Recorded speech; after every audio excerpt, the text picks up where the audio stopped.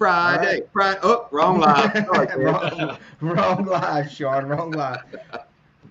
What's up, guys? Thank you for coming in.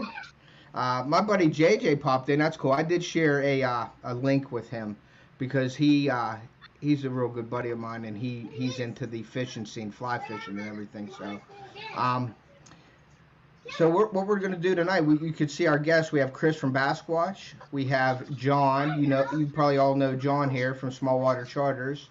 And tonight we're gonna be talking about sponsorships, partnerships, and affiliate links and affiliate programs and things like that. And John is associated with Bruiser Baits and Bass Addiction. Ted, it's actually Bass Addiction, and Bruiser Bait and Flat Out Tungsten falls under Bass Addiction. They do fall under Bass. Okay, cool. So it's actually the parent company is Bass Addiction, who we're sponsored by. Okay, so that is the parent company, Bass Addiction. Right. Okay, so it isn't like Bruiser Baits and Bass Addiction. It's Bass Addiction, and then Bruiser Baits and Flat Out falls under that. Right. Bass Addiction is Steve owns Bass Addiction, therefore he owns Bruiser Bait, Flat Out Tungsten. And I think there's a couple. The Goat Rope I think is a separate company as well. The Line. So I think you got like 4 companies there. Okay, cool. What's up, Joe? Let's see who's all in here, John and Chris. Chris, is there anything you want to say to anybody to start out? I will ask each one of you guys to talk and share your stories and experiences. And if you want to say what's up to anybody or say anything. Yeah, I guess just everybody, welcome in. Very excited for this one. I was telling Ted earlier, I officially have my first affiliation link, so very excited about that. Looking forward to learning from both of you guys a whole lot, so it's going to be a good one. All right, cool. So yeah, we had Living MN Outdoors, but he couldn't join us. I asked him to be on the live, but he had some other plans. Unfortunately tonight, guys, you saw Live the Fish Joe. He couldn't join us tonight because he has COVID and he's coughing really bad. So he was nice enough to call me a while ago and say that he wasn't going to be able to make it. And so unfortunately he won't, but I'm sure he'll be in some future lives of mine. So we got John, we got Basco, we got Wannabe Outdoors is in here. We got Peterson Farms of Nashville in here. We got Joe from Parabellum in here. It says we have 10 people in here right now. Welcome, Steve. Hey, Steve from Wyoming. Thank you for coming in. JJ, let me see here. Hold on one second. Let me let JJ in. Mr. Seiler, are you in here? I don't know if he can hear me or not. I might have to remove it because he's just hanging out. Let me remove him until he's ready to come in or whatever, if he comes in. So yeah, and Chewy Goes Fishing's in here. Thank you. Owl's Nest Outdoors. Gotta love Thailand. How you doing, sir? Thank you for coming in. So John's been sponsored for a long time from these guys from Bass Addiction. So I'm gonna let Chris. I'm gonna put you on the spot, buddy. I'm gonna let you go first because you have a very new experience and this is your first thing, first time getting a sort of sponsor affiliate link. So you want to explain to everybody what's going on with you? Yeah, so I was looking at quite a few different places I could get an affiliation link with because I think it's a good way to really fund what I have going on. So there was several that I could have fallen into, but most of those I didn't even use any other products. So the affiliation link I got is with Bass Pro and Cabela's, which is very lucky because I also work at Cabela's. So 90% of the stuff I use is from Cabela's. But it wouldn't have felt right to get a link for a product I don't even use and try to convince you guys to use it if I have no idea what it's about. So that's a good very point. excited for that. Definitely looking forward to getting some more, but I think it's a very good first start. Cool. Well, congratulations on that. Thank you. And you also work at Bass, or you work at Cabela's, correct? Yeah. Yep. So you get all the little fringe benefits from that, I'm sure too, huh? Yes. The one downfall, and I think it's probably something that might come in the future, but I don't have any of those like discount codes quite yet. I think I have to. I don't know if that's something they do, but who knows? I'll just figure it out as we go. But I'm excited to have affiliation links at all. So yeah. Hey, Lindia, thank you for coming in. Okay. John, you want to go ahead? City Stickers in here also. What's up, Chris? You want to go ahead and explain a little bit what your deal is with like Bass Addiction? Sure. Well, first thing, unlike Basquatch, we weren't looking for anything. We were just fishing like we do. And on my videos at Donkeyland, somebody kept responding to him, and it wasn't a company name; it was his personal name. And I became buddies just through YouTube with this guy, probably 6 months. I watched him put up a video where he was trying some new bruiser baits. I didn't know who this guy was. I hadn't watched any of his videos, so you know me, always looking for something. I threw a comment. Boy, I'd like to try some of those new bruiser baits. Hold on, wait a second. You actually made a comment. I find that hard to believe, John. That I made a comment? Yeah. You know me, I like to leave comments. Mm-hmm. You know, I put one about just would like to try, I'd like to try some new bruiser baits. I'd never really, Scott Martin used to be sponsored by him before he went with Guggen. That was the only experience I'd heard with bruiser baits. Mm-hmm. So when I wrote that, he said, here's my email, shoot me an email. So I was like, cool, he must know somebody. So I sent him an email, and when he emailed me back, it was Michael from Bruiser Baits. If you'll remember, I thought it said Michael Bruiser. So I called him Michael Bruiser forever. I thought he was Bruiser. Uh-huh. But they corrected me, and then, like I said, we met him, and he sent us some baits to try. And we just made some videos, and they liked them, and they were really big with us, like, not a lot of cussing. They're fun to watch. They're sometimes they don't G-rated, but they're definitely PG all the time. So he called me one day, and sent an email and asked if we'd be interested, and had this big long list of stuff. And he goes, y'all already meet most of that about, making videos and talking about the baits. And so we said, sure. We started out at the bottom rung, and, we had like the group or, just a generic discount code, like anybody, I guess, like you were saying, Ted, like a field staffer or something. Correct. So then we made friends. We become friends with Michael, which Steve is the owner. Michael, I guess you could say, is VP. And then Steve's son's big in it. So, we got to running with them and going to a few tournaments and such. And hell, he just emailed one day and moved us up to, I don't even know I guess we're pro staff now, as I guess what you would refer to us as. But but they take great care of us. They give us a deep discount. Like I said, give us, like Lindia posted, give us a discount to where we can give 20%. But, it's still got stipulations like I don't get as good a discount on tungsten. And, there's certain things that are pretty high dollar that we tote the line for.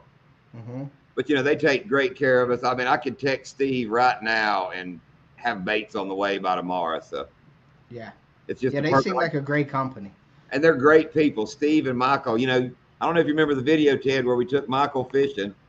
And then we were out at Donkeyland when Steve was there with, who's the pro guy Steve was with? Brandon McMillan. Okay. I think it was Brandon McMillan. Because, they also sponsor him. So.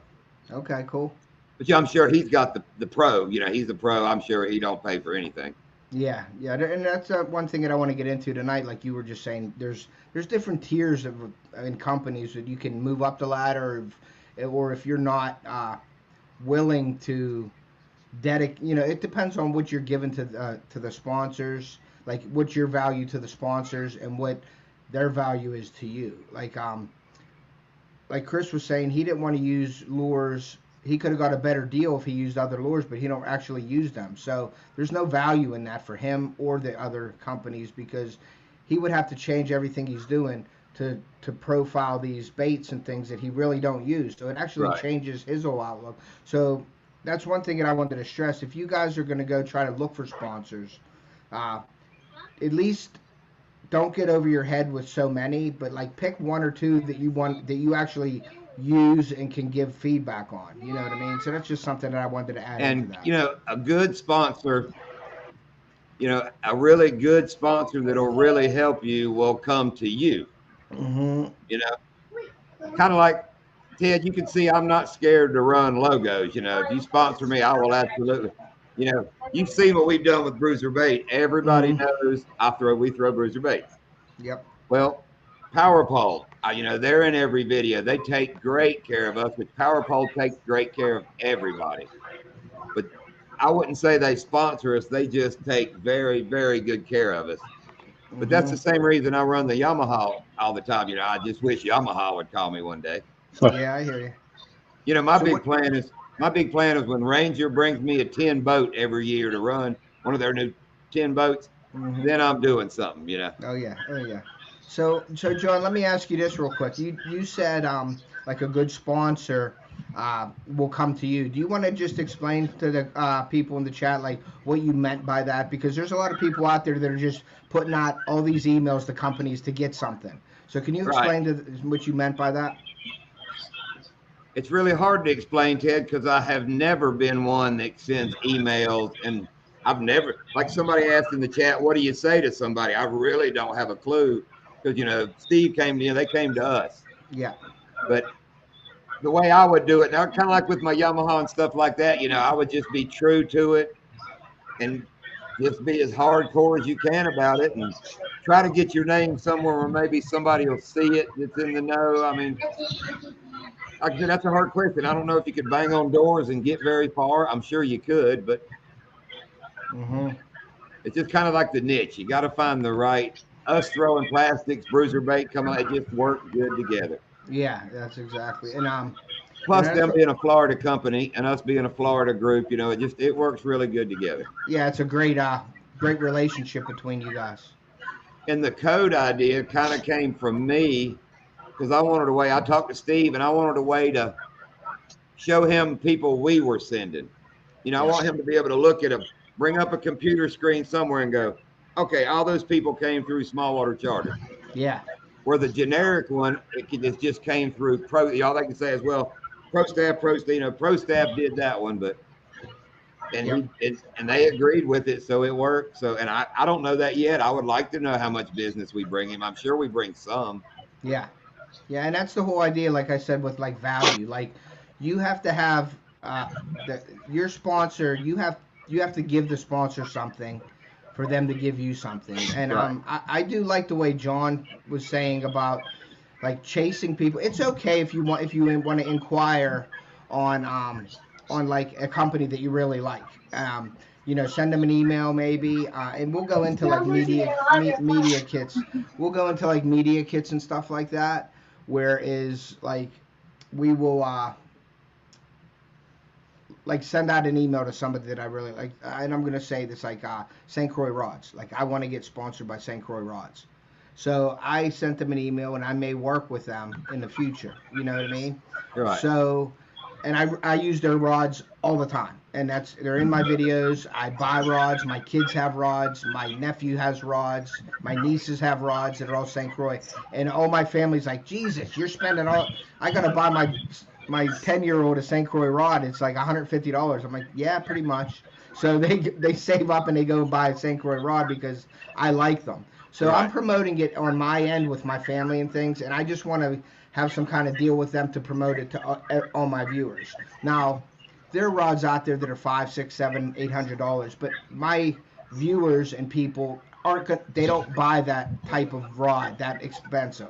They want something from 25 to maybe 150, somewhere around there. So I got to stay in that means of like my viewers. I don't want to be promoting something that my viewers ain't even going to want to deal with because you know it's too expensive.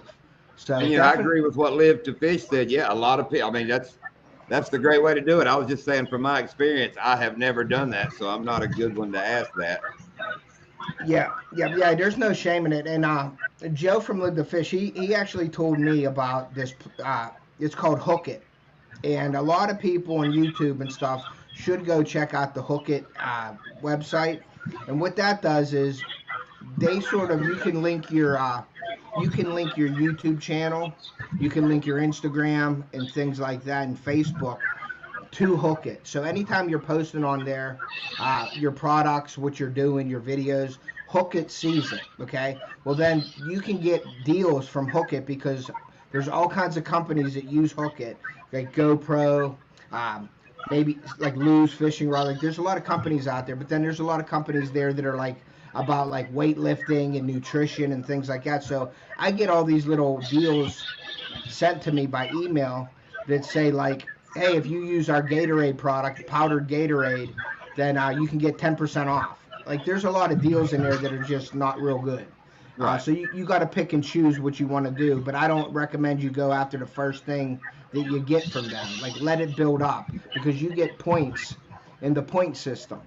Right. And once you get so many points there, you get moved on to other companies and things like that.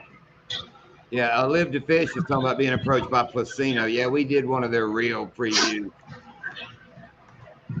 If you'll watch our last video, the fish I'm trying to get in, my very last fish in the lily pads, was on that Placino reel, and I think that was about the last fish of that reel's life. Was it? Was it? Yeah, That might have been one of those Piscaphons, or it's one of those two, but yeah, it's his last fish. You could tell the difference in. Yeah, it's his last fish. It tore the guts out of it, huh? Oh, it was raising cake. What the heck was I gonna say? I did a couple What you on talking Runkle. about? Runkle is what I did, a reel review on Runkle. It's a really nice reel, so I don't have no problem with it. Yeah, I had some people wanting to send me some kind of drone last week, and they wanted pictures of my Amazon reviews, and I'm not hip with that, so I told them I never bought anything off of Amazon. To get rid of them. Oh yeah, they were gone. Nice. Freezer Bound's in here also. Adam from Freezer Bound. I don't know where he went. Somewhere. There he is, right there. Ted, you know kind of how our business goes. You know, I make videos to promote our charter. Mm-hmm. You know, if I can get me some sponsors to help, you know, with my charter slinging baits and the rods, because you know every charter that comes and uses a ducket rod and slings bruiser baits, they go home wanting a ducket rod and bruiser bait. And yeah, that's what you're doing. You're promoting them, and I gotta. Hey Chris, I'm gonna when he's talking, I'm just gonna mute it a little bit because it's a little bit loud background music. Sorry, Yeah. but is that, you're fine. That's what I'm gonna do. Just when John's talking or whatever, or if you're talking, I'll leave you on. But there you go. The background just went away. I guess they heard me. Oh, who knows? All right, if it gets louder, I'll definitely mute it so they could hear John and everything. Cool, that's fine. Just so you know. Okay.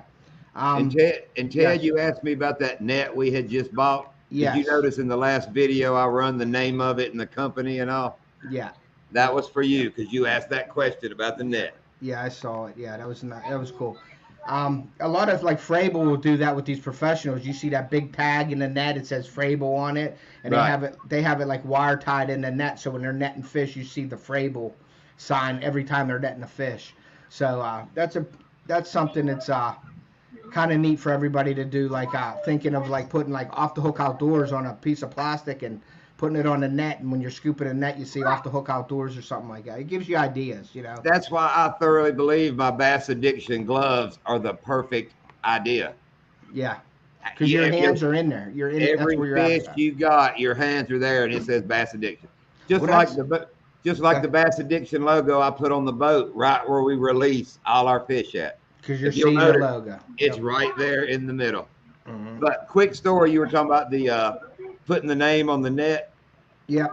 That friend of mine that comes pig hunting with us, Batty, Yes. he won one of the big Buckmaster trips down to Okay. South Texas, you know, the big giveaways.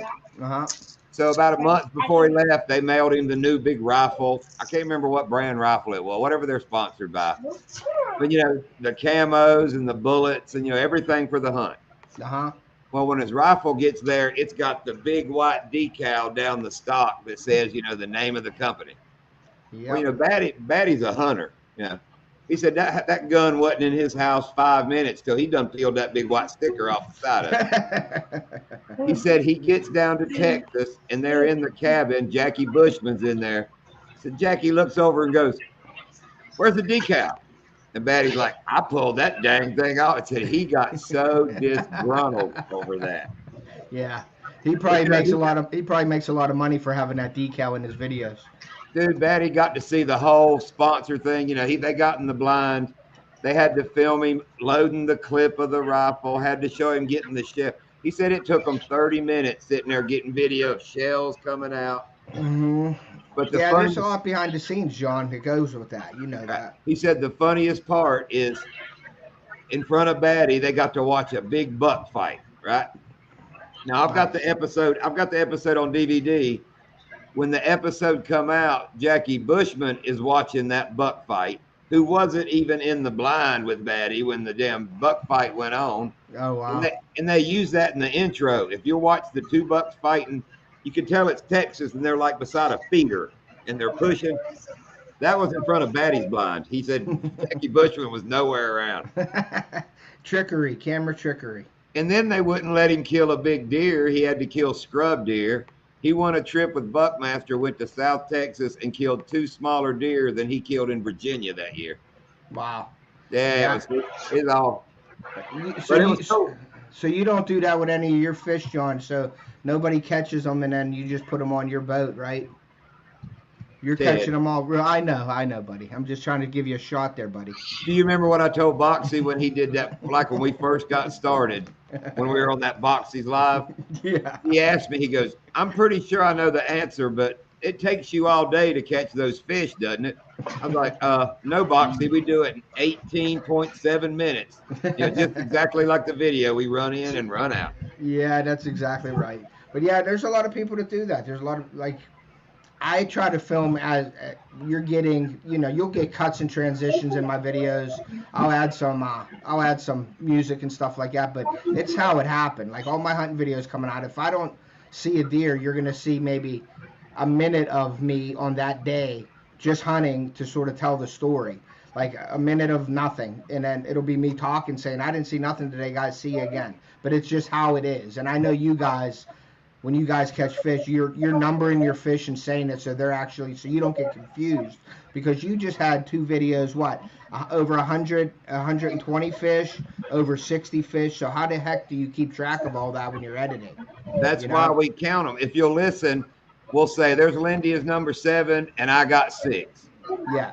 Okay, every clip, when I'm editing clips where we say that, I label my clip, it'll be like, I call Lindy's GoPro GP and mine's DJ, because that's the other camera. So like Lindy's 7th fish and I got 6, I'll label that clip L7 DJ J6, Yeah. And I'll do all the clips, and then I'll just start lining them up. Yeah. That's the whole purpose of us counting it, so I can, and it drives me crazy in a clip. If I can't hear the number, oh man, I'll go back and forth. Then I got it from 2 angles. Yeah. So I have to do that with 2 different angles, and I just start chopping them together. Cool. I'm going to hit the chat real quick, guys, because I don't want to make anybody feel left out here. So City Sticker Chris is in here. Otter Cat's in here. Wanna Be Outdoors. Joe from Live to Fish. Dominique LeBlue. Sunfish Assassin. Steve from Wyoming. Freezer Bound Outdoors. Force One to Bite. Owl's Nest. And Joe's still in here. Force One to Bite. Freezer Bound Live to Fish. SoFlo's in here. Frontier Survival. My sister Amber's in here. Trout Slayer's in here. Native Wildman. They're all the newer ones that I just seen. Extreme Fishing and Sports is in here. What's up, Ryan? And Fishing Gang. So what's up, everybody? Thanks for coming in. Let's see. So yeah, let's. I want to get your guys' opinions on the differences between a sponsorship, an affiliate, and partners. Because you hear those 3 terms. There's other ones also, but they're the 3 main ones that we hear in the fishing industry right now and the hunting industry. So I would like you guys to just comment on how you feel. What's the differences between those 3: affiliates, sponsors, and partners? Chris, you want to go first? Sure. So from my understanding with the sponsorship, you arrange a deal with a company to promote their products as you use it. They'll send you things like decals. I'm trying to think of a good example there, but they'll send decals and you're just promoting their entire company. With an affiliate link or any sort of affiliations, you're kind of plugging those in as you go. It's somewhat of an agreement, but you can kind of pick and play as you will with that. Now partnerships, I haven't really done anything like that, so I wouldn't be necessarily the expert on that. And then I guess you have endorsers too, which endorser, the best way I can explain it is Michael Jordan and Nike. Yeah. But there are all sorts of different outlets on how you can earn money or certain product experience through different companies. Okay, and then I'll just throw in my comments, and then we'll get you on after that. Big Tiny's in there. What's up? And so is Amanda, Tulip and B Outback Adventures. Hi, Amanda. But the affiliates, like the links and stuff, like my Amazon affiliate links. Basically, when you're an affiliate, when you're in an affiliate link program, you get to share links of their products and makes a percentage of money off of it. Like me being on Amazon affiliates, is anything that's bought on Amazon through my links, I get like 3 cents from, or whatever. It depends on how much products are and things like that. So I link my gear that I have. That's a way that I can make some extra money in my videos when I link the gear that I use. Now, a lot of people will go into their videos and in their description, they will just put the gear that they used on that video. And I figured, why would I do that when I use this gear all the time anyway? So I basically have a list of the gear that I use. You got to spend some time on it, put some effort into it. So I made a list up of all the gear that I have. Now that list could be 3 miles long, really. But I put in there some of the basic stuff that everybody uses. So I figured that'll give me an advantage in my affiliate links. Everybody needs a rod, everybody needs a reel. You need a few of my favorite lures I put in there. Things like that, like put that stuff in there, cameras and all that gear. So that's linked in my description every time. So I have a little program that'll tell me when people buy stuff and how much you make and all that stuff. So that's an affiliate link. Sponsors is like you're basically like you're generating a brand through your sponsors. Like you're representing that brand. Like say John with Bass Addiction. He's representing that brand full bore. Like he doesn't promote anything lures wise. Like he's not promoting anything like a Rapala or like a Strike King or something like that. He's Bass Addiction, and that's what people want sponsor wise. They want you to commit to their company, and John does very well with that. I use all kinds of different baits, so I can't really just do one company because I like to be versatile with mine, so it's going to be really hard for me to have a lure company because I use so many. So, but that's basically you're following it and you're getting like you're building a brand, and then on social media with your sponsors, you're advertising for your sponsor. Partners, it's like you're helping somebody to sell a product. Now, there's partners in business where you are a partner and you own a business. That's totally different. But in the fishing and hunting industry, when you become a partner, I've already heard of people saying like, oh, I posted something and put, like say Off the Hook Outdoors is sponsored by, and I'll give you an example. My Fishaholic, I'm not affiliated with them in any way. They don't give me any discounts or anything. But he sent me some products. He sent me sunglasses, this hat, and like a couple shirts and things. But he asked me, and he said, could you please not say that I sponsor you? And I said, sure. I mean, you're not sponsoring me. I said, I know the difference between all that. And he has and I can't remember the guy's name who's a pro, and he's a sponsor for him. He fishes on the Elite Bass Pro series or whatever. And he explained to me, and some people feel like that was, like they would get hurt by that. Like, please don't say you're sponsored. Well, these companies, if they say that, you're representing that company. So if you're driving through a stop sign and you have, say, that sticker on the back of and that's what I wanted to tell everybody. What's up, Solo? If I have Off the Hook Outdoors on my back of my truck, which I do, and I drive up to a stop sign and I'm getting ready to go through, and this guy comes through and slams on the brakes, and I beep the horn and I'm giving him the finger and I'm throwing out vulgar language and I drive away, and somebody sees that Off the Hook Outdoor symbol, and they just happen to go to YouTube or Facebook and they just start making comments, and that can ruin you. So you gotta, when you're wearing somebody's logo and representing a company, you gotta really think of like how you're in the public, how you're acting, because you're representing a company now. So you just can't be like, I want to say yourself, like, and start throwing stuff out. You got to think before you act. So anybody that's trying to get a sponsor or anything, just remember, you're representing a company, and you got to try to be respectful, and you don't want to put, because their name is on you, and they will drop you in a heartbeat if you do anything weird or out of the ordinary. So just be mindful of that. Be as professional as you can. Good example. Yeah. I hate to be the one to bring it up because I'm so tired of the subject. Yeah. But they got the walleye cheaters. The minute they got caught, people started bad-mouthing Ranger. Ranger, yep. I mean, caught it immediately and had nothing to do with it.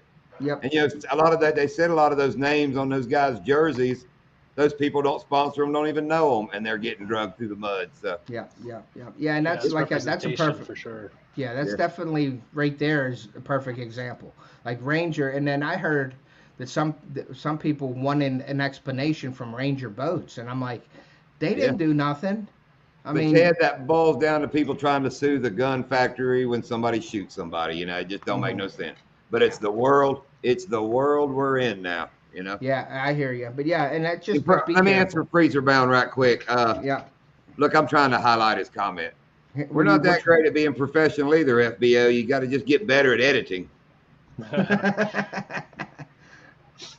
And then But we that's have not true. You know, at boat ramps and all, everybody we meet, we're pumping bruiser. But like you watched me throw Roland Martin a pack of bruiser baits and told him to try them. So I am not scared to push the envelope. Yeah, and that's true. Want to be outdoors? Like if you have a product to use, and I do my Winscent. I love Winscent products. They take care of me. They send me products for free, and they help me out. You know, they say, hey, just make a video on it. Give me a product review on it. I know Joe real well. I'd never met him, but I've just from contacting him. Sort of like YouTube friends. You become friends and you start talking. And I had an issue last year with one. He sent me another one, and then he sent me the new little mini Winscent this year and told me to do a review and a video on it. So, and I still haven't done that yet.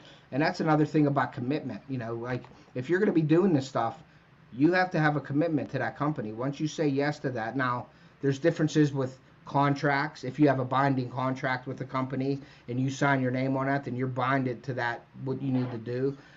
A lot of the kids, and I don't want to hurt anybody's feelings on this, and you know, it's like we're not professional fishermen, okay? So don't go out there. I know, I hear you. I know. But you know, like we're not professional fishermen. Like when you're making money and all you're making and your livelihood is based on your profession, that's a professional at what you're doing. Like, you know, like if you're making money, all your money, and you're living off of your fishing, then you're a professional fisherman. You know what I mean? Like, you don't, people get sent stickers and say, I have a sponsor, I got a sticker. That's not true. I mean, I don't want to bust nobody's bubble in here, but like, you know, just because a company sends you some stickers, it doesn't mean they're your sponsor. Even if they send you some baits, it doesn't mean they're your sponsor. More times than none, if you mention something about them and saying your sponsor on a YouTube channel, they'll probably hit you up with a message that says, please don't say that, unless you are sponsored and you have an agreement with them. But other than that, Steve, what would be SWC? I know he's got something to say. That would be SWC. The way and Ted, since you're asking him about affiliates and all that, and you know, I'm going to give you my redneck Florida opinion. You know, go ahead. Ain't nobody going to give you an affiliate unless they trying to make a buck. Yes, that's just a fact. It ain't got nothing to do with you. It ain't got nothing to do with what they think of you. They just try to make a buck. Yep. And nothing wrong with that. I mean, don't get me wrong. That's why that's set up that way. And then you pump it to try to make you a couple. I mean, that's the American dream. I mean, that's just what it is. Yep. But like I said, you get with a sponsor, somebody that, you know, somebody you can pick up the phone and call and talk about, hey man, I need this for that, or you know, or they can do the same thing, call you or get with you and say, hey, like Steve, send those bullets. Remember when he sent us the bullet worms and we made a couple videos with those new speed worms? Mm-hmm. Yeah, that's what I like doing is be able, when he puts new stuff out, you know, he'll send us some, hey, we need some. And he sent me stuff and said, hey, we need video with this. And he'll even bribe Lindy, tell her 50 big jerks if you can catch one on this bait. And, you know, she's done a couple of them like that. He'll send her a big pack of baits because she got it on video for him. But I mean, like you said, Steve at Bass Addiction. If you had a tournament, John, coming up, and you said, you know what, I need 3 packs of this, I need 2 packs of that, and I need 1 pack of this. It's on its way. You know what I mean? It's on its way. He's done it. He met us at I think I made the video when we actually met at a boat ramp, and he brought our whole package instead of shipping it. He just carried it to the boat ramp, and we met him. Yeah, and that's what sponsors do. They help you out. They help you become a better fisherman and get better at what you're doing. So you promote that. You got to help them right back. Yes, you got to be committed. You got to commit to that company. If you don't show the commitment or any professionalism, they'll drop you. It's just me and Lindy are expendable, dude, and we use a whole lot of plastic. I mean, I'd have to change my way of fishing. You know, I mean, I'd have to learn how to be a little more easy on them. But so I'll give them whatever they want. I mean, I pump them. People make fun of us because, you know, every time we catch a fish, it's bruiser bait, bruiser bait, bruiser bait. I'm not paying that much for them, and we're catching big fish. You know, that really helps with a sponsor too, to live in an area where you can go out and catch big bags and big fish on their bait. Mm-hmm. And I'm sure we could do it on different baits. I have no problem. I mean, me and Lindy used to be, I'll be honest, we were gambler people. That's all we used were gambler baits, you know. Mm-hmm. But then we started, and bitters. But when we started using bruiser, they are the most durable bait I've ever used. And that's not even, you know, sponsor talk. That's just straight up fishing. You know, I've caught 7 bass on the same swim bait. So yeah, try that with a damn gambler. Yeah, I know. I hear you. Like you said, you use the products and you use them every day, John.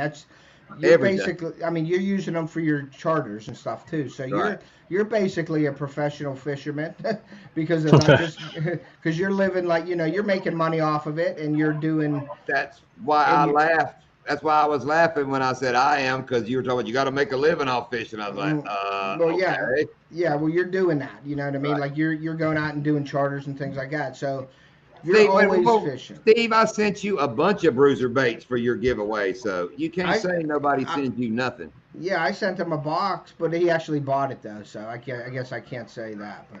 But I gave him a discount. Okay, and there's where a good sponsor comes. I text Steve and said, not Steve from Wyoming, Steve from Bruiser Baits, and said, hey, I got a guy wanting to do a giveaway. You know, can you throw some giveaway stuff in the next order? Like all our giveaways, dude, that stuff Steve has thrown in that I tell him, hey, we got a giveaway coming up. He'll dump decals and a whole lot of baits on us, and we'll just give them away. Yeah. So Rich is Joe's saying hi. Okay, so let's see. I'm gonna share a link here with you guys tonight too. And this is a kid who started out at like 13. His name, if you ever seen it, I'm sure you guys have.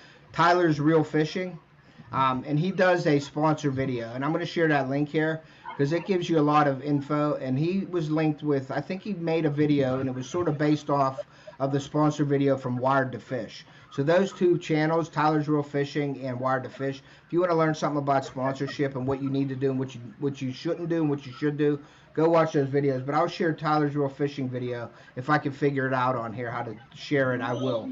But I wanted to talk a little bit about, like, you know how we were just talking with Joe about reaching out to other companies and going for it, basically. Like you seeing if you got it and if a company would get interested in you. And I actually did this year, and it's called a media kit, okay? And basically what that media kit is basically it's like a resume of what you do, like fishing or hunting or something like that. So you, in the media kit, you know, you get it's like your info about yourself and your social media following and your experiences basically in the field. I'm going to mute him real quick here so you guys can hear me. But how to get sponsors in the media kit, and I have notes here too, guys. I write notes down, try to prepare. They had the new show out without him. And in my media kit, what I did was, and you can get these media kits if you Google it, and it'll give you a template. It's a video of you and your channel, personal stories about you, you know, to let them know what you're all about and how you are. Data about your company, like my brand Off the Hook. I'm trying to sell a brand, so it's about Off the Hook. Multiple hashtags, like you need to make up some hashtags that you can use to share on your social media. Photos, like to grab people's attention, like big fish, a big buck, things like that they will say, oh wow, that would look great in my magazine or on an ad, something like that.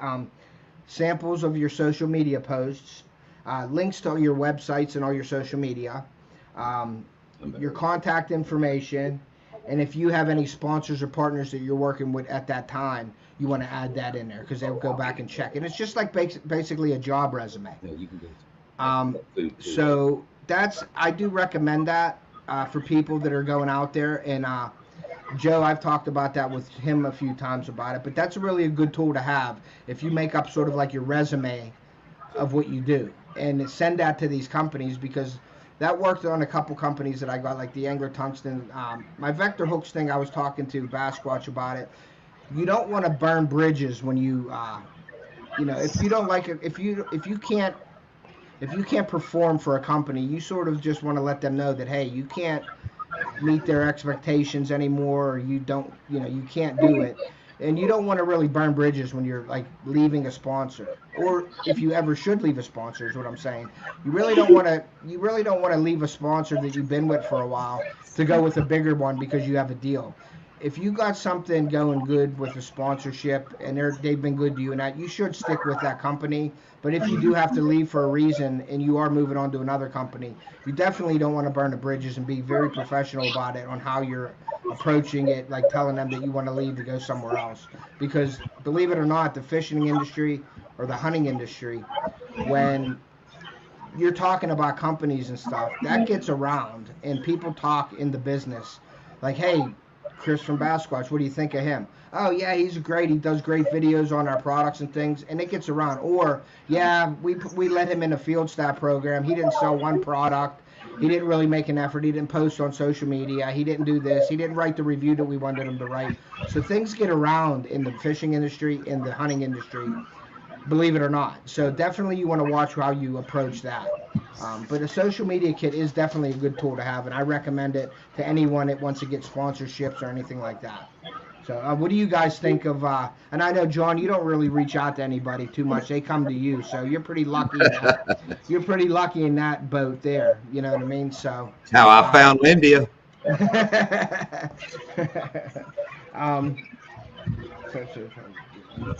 Yeah, and then how to get sponsors. Everybody in here is asking how to get sponsors and what do I need to do and all that stuff. And this is just me. This isn't any kind of. It's just coming from myself.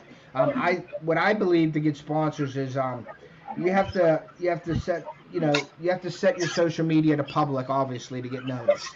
Okay. You have to shoot your videos. You have to make good videos.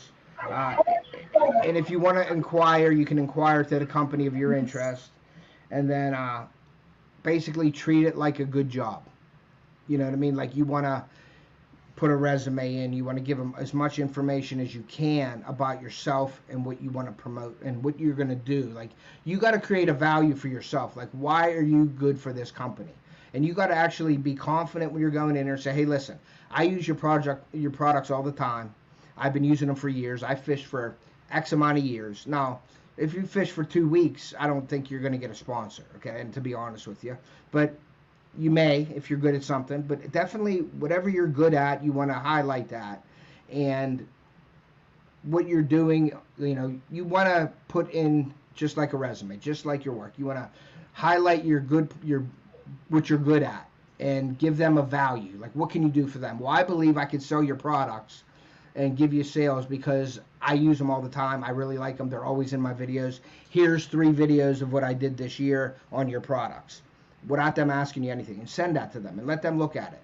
Now, I was just talking to the guys here before our live, when we were setting up the live, and I had a company, and I'm not going to mention the company name, so John, Chris, but they wanted me to change my whole Instagram page to basically promote them and their lures.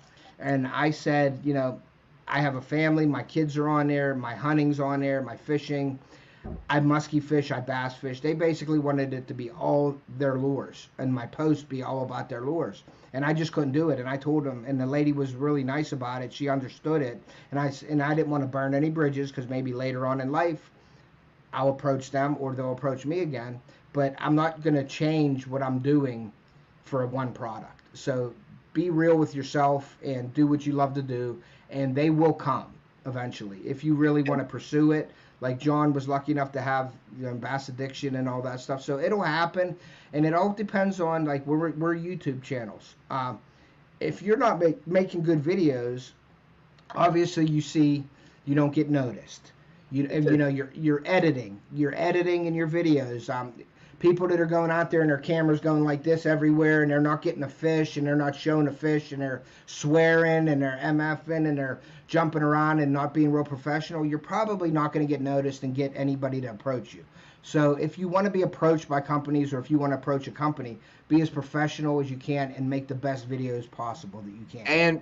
And be different. You have to follow those rules, but you gotta be different. You gotta stick out in the middle of a crowd. And like you said, and you gotta be real too, Ted. You can't have 200 followers and think Ranger Boats is gonna pick you up. Yes. You gotta have expectations. Not just using your baits for an example, Ted. You know, smaller channels find smaller bait companies and they grow together. That's why your sponsor wants to help you, because you're helping. You know, you can't just sit back and say, "Oh, I want them, Ruger to sponsor me." And Ruger don't really care that you got 1,500 subscribers and you make YouTube video. I mean, I'm being dead honest. They really. And don't that's what I want. That's what I want in this life, to be dead and that's honest just with people. Like I said, these are just my Florida opinions, but they're not looking to help the small guy out. So if you're small, like Bruiser Baits, they're not a giant. There's a lot of companies a heck of a lot bigger than Bruiser Baits. Mm-hmm. But you got to keep your expectations at least fathomable, or you're going to just be disappointed all the time. I agree, and you really hit on a point right there where you said you want to approach. You don't want to approach the big companies. You want to get them mom and pop companies where you can get into them and you can grow with them and you grow together. That's a perfect scenario. Right. A new bait company coming out, they're probably going to want to reach out to people. So why not approach them? They're your more approachable companies. Them smaller and I call them mom and pop stores, or mom and pop bait shops or product shops.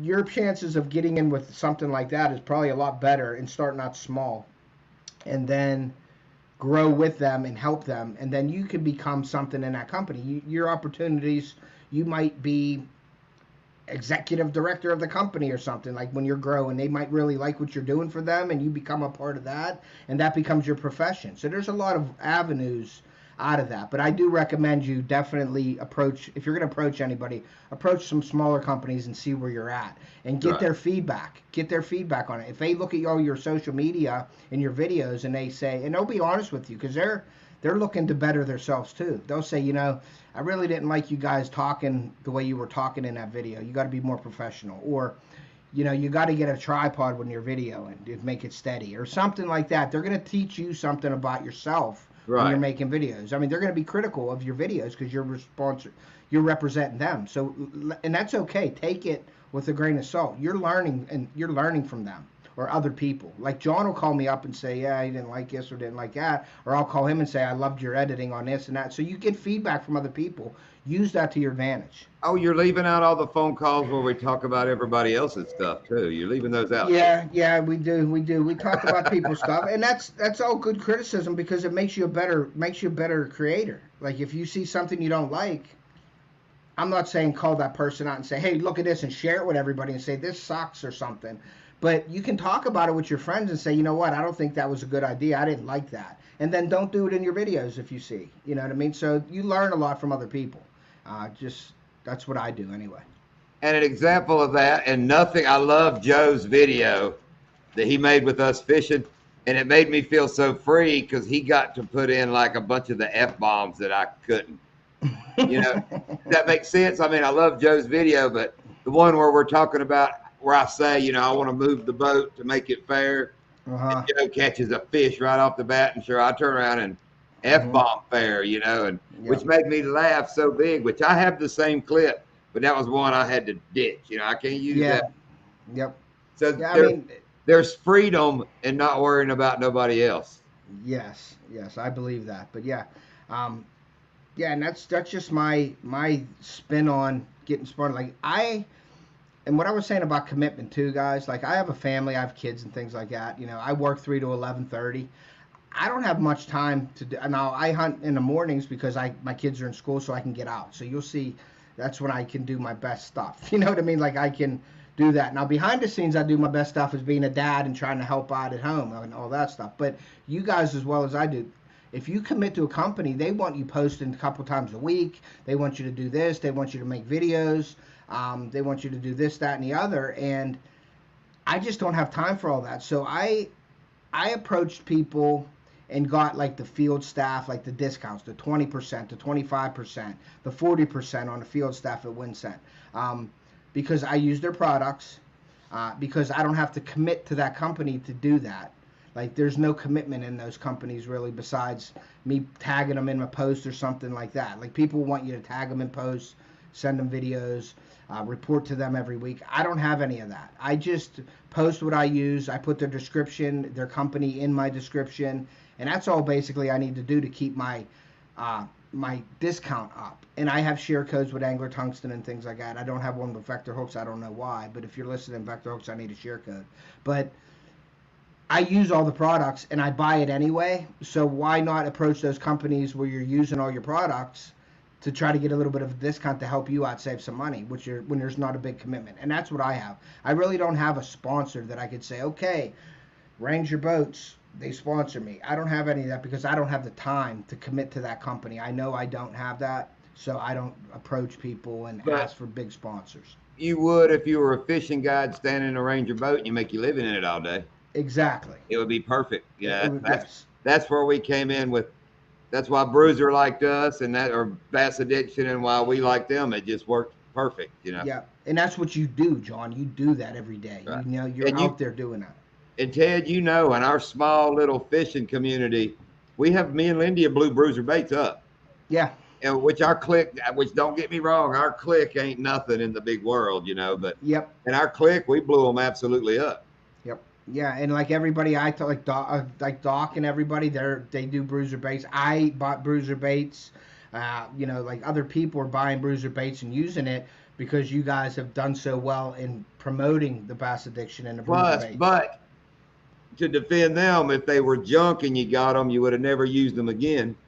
Then you would know. Yeah, right. Exactly. But you love, you know, you can see it. That's why we love the company, because we're not pumping junk. I mean, it's some of the best actually plastics I've ever used in my life. And they're durable and everything. So you like everything about them too. You know what I mean? So you really like. Now here's John. Like, well, no, because Ted, I've never used a flat out tungsten in my life. I'm not a puncher.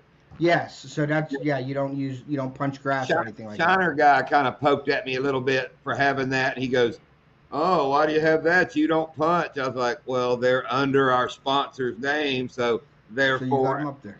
If I did want a piece of tungsten, it would darn sure be flat out tungsten." You know? Exactly. Right. Now, like I wanted to give an example. Like you do it every day. It's your profession, and you're a video creator, okay, for YouTube. So if you get a bunch of Bruiser baits and you're out there fishing, you're not catching nothing on them, and you switch to a Gambler or whatever, you switch to a Kitech or something, and you start catching them. Well, you want videos and you want to show content, so you're catching fish on them. So if you weren't catching fish on Bruiser, you wouldn't be using them, and they know that, and everybody else knows that. If I'm going out there, you know I use the Senko. Right. Senko, John. Senko, yeah. The Senko. I use the Senko. I would love to have a sponsor with Yamamoto, but I use them all the time. I make Senkos, you know, in my pig sticks. Sometimes my pig sticks, I don't catch a fish on them. I'll just catch them on the black and blue Senko. But I have a black and blue pig stick, and they didn't like it because maybe the action's a little different. And I'll say that on there. Like, I don't use my pig sticks. I'm using no Senko today. You know? Put up Joe's comment. But Ted, that, you know, if I'm not catching them on a Bruiser, I just pick a different Bruiser. We have no baits in the boat. Yeah, I know. Mm-hmm. What's a lie? There's a giant bag in this garage I'm going to give somebody one day that's slapped full of Zooms and damn Gamblers. But yeah, Joe kept using up all my damn Houdini, so I could catch some on yours. So he had to use a Zoom. Then he tried to make a damn Zoom commercial in the back of my boat. And if you'll listen, you can hear me say, "Get the hell out of my boat." You know what? That would have been great if you would have like pushed him in or something when he was saying that, like for Bruiser baits, and be like, boom, no, use Bruiser baits. You know, that would have been cool. Ted, we got big gators. But there is gators. That's what I was just going to say. Those gators. Jokes like that get out of hand real quick. Real quick. I still like the idea of you trolling with Yee Yee and trying to get a gator. That would have been an awesome video. Oh, I want to dress Yee Yee up like a fish and put him on an inner tube and pull him behind the pontoon around Okeechobee. That's what I want to do. Yeah, that would be awesome. Let me get Joe's comment up here real quick too. It says what's it say? Exponentially beneficial for a company to sponsor or drop product on the channel. It becomes a chain reaction of exposure. And you're correct, Joe, on that, definitely. Like, you're putting it out on your videos and things like that, and it goes, you know, unfortunately, I've only had like 2 videos go over 5,000. So I don't know how the little companies, I would say, if I put something out on Johnny's Slingy Worm and he has a small company out of his basement or a small company on a corner of a block somewhere, and my video gets 1,500 views, that's good for him, the smaller company. But as opposed to like Rapala, they don't care if it goes out to 1,000 people because they have the world with them. You know what I mean? So that ain't doing nothing for me. But that's why I think the smaller companies is pretty awesome to start out. And we got Crankin' and James in here from Crankin' and Yankin'. We got Kylie Caperton. Ryan sent her. Thank you for coming in. I appreciate that. And we have Fishing with John. Which is say all good points, working with sponsor partners, affiliates all come with pros and cons. And you have to find what works. Yes, and you have to find what works for you and your style, definitely. That's why I was saying pick something that you're using all the time. Like John's using bruiser baits all the time. So what better fit is to use bruiser baits and blow them out of the water like he's done. He's done a great job at promoting bruiser baits, and you ain't gonna hear nothing come out of his mouth but bruiser baits. But it's such a fine line of running it in the ground. You know, I tend to I even had Steve call me one day and say, "Man, you ain't got to do it every fish." I was like, "But you know, I want to." And James just came in. He's even commented, "Well, we know what that was on." So I try not to do it because, man, you know as good as me, you got to have people watching your videos. And if you sit down and watch a guy's video and like every 2 minutes he's trying to get you to buy this, go there, do that, and it turns you off right off the bat, and then you're not getting the views you need to make the product. So exactly, it's a freaking fine line between being loyal, not being overboard, you know, not boring the crap out of people. I mean, I don't know how people.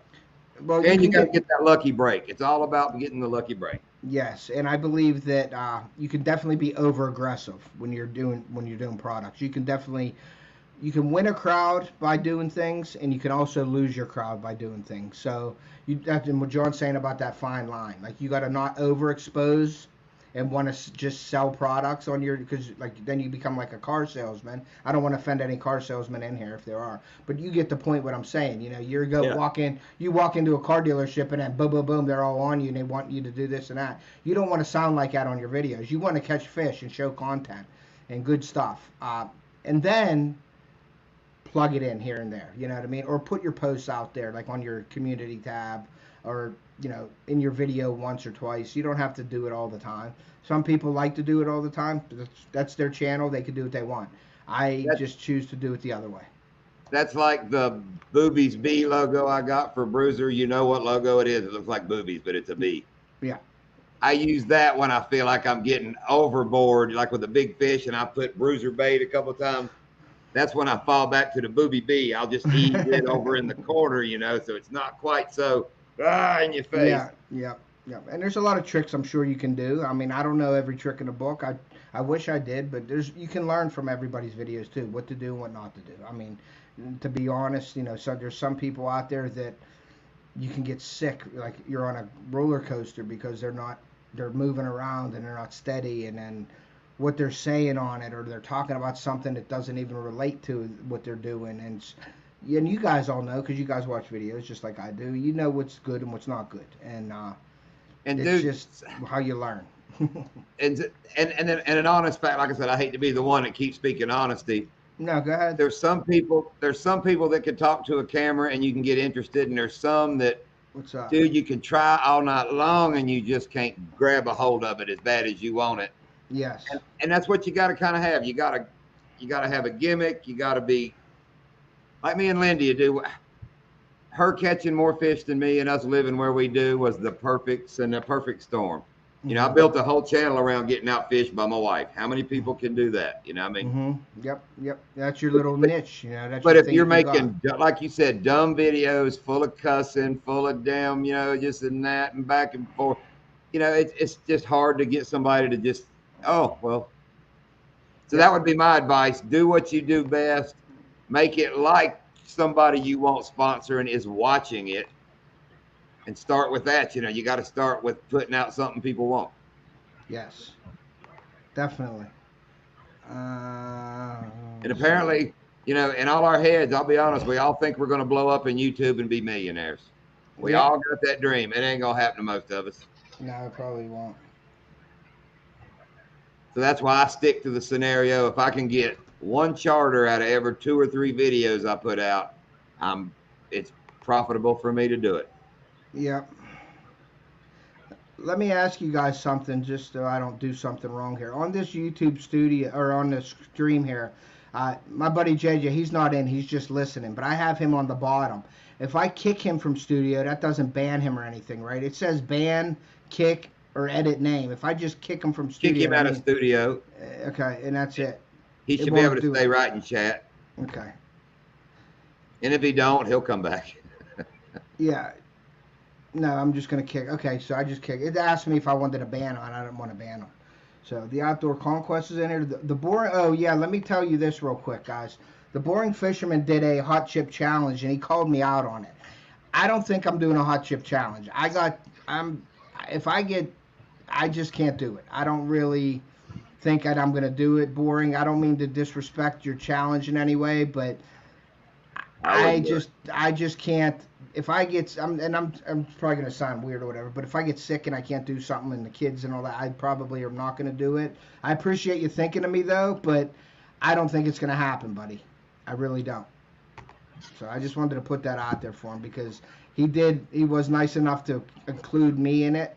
And I think he included Steve and Reef Robber in it. And I don't know if they're doing it. I think Steve they need to do it. Steve and Earl need to do it. Yeah. But I'm probably not going to do it. But they can eat a chip while running up the boat ramp. Because I've seen that, and I seen Boring do it, and he didn't look like didn't look too fun. Like he had some cuss words in his video, and I was like, yeah, that's probably not going to be me. I don't do the hot stuff, Roy. Yeah, I'll eat some hot and spicy stuff, but not. What's up, JJ? Hot. Not that hot. You know what I mean? You're saying how to JJ stuff. Okay. There's J and J. I just left the and out. There's Solo Texans in here. Oh, Solo Texan. I did send out the stickers on the flies. They all got resent back because I didn't have the proper packaging on them, so they got sent last week. You should get them here pretty soon. Cool. In case you're wondering, I'm pretty excited about the fly I sent you too. I know I just saw his comment. And he asked about that. But I also wanted to tag into something. It kind of goes in line with what you guys said, maybe just different verbiage. But I guess finding a sponsor, I'm no expert because I don't have any. But you kind of have to figure out what your identity is. You have to have your own morals, your own standards, and then something will fall in line with what you have. And then that's a match made in heaven. But you don't have to hop into every opportunity that comes your way because not every single one of them is going to be a good fit. So I think researching as you get offers thrown at you is going to be beneficial to both you and the party. Yes. And that's like with Joe, with that Hook It, when he turned me onto that, I got on it. I still got to do some work on it because I did a lot of my stuff from my phone. And I can't link my Facebook or my YouTube channel to it. I got my Instagram link to it from my phone, but I have to get on a computer, I think, to link my YouTube so they can see that. But like you'll get crazy offers. Like people will say, yeah, you get 10% off of if you sell 100 pairs of shoes. I'm just saying that. And it's like, yeah, I can't, that ain't for me. Click no, click deny, And I've denied a lot of those kind because you're going to get absurd offers, and I'm just waiting for like a GoPro to say, yeah, we'll send you something. And like I would do GoPro because I use GoPros and I use that'd be great. So if they say, oh yeah, you can get our accessories for 50% off. Okay, yeah, I'll probably do something like that. But I'm just waiting for the right one. And I've turned down, I'm not saying that I got all kinds of offers from all these companies, but the offers that I got, being a small, YouTube channel and things, some of them were just absurd. I'm just doing all this waiting on HBO to call anyway. Yeah. Well, John, go ahead. I'm sorry, Chris. Oh, I was gonna say, if you hop on to every single offer you get, you end up in a sticky situation where you're trying to sell products that you don't even use, or their morals are just completely different from yours, and it's not going to be successful. Yeah. I know it's exciting, especially if it's your first one, but you just got to slow down and see if this works for you. Because if it works for you, it's going to work for them, and then that's how you build it.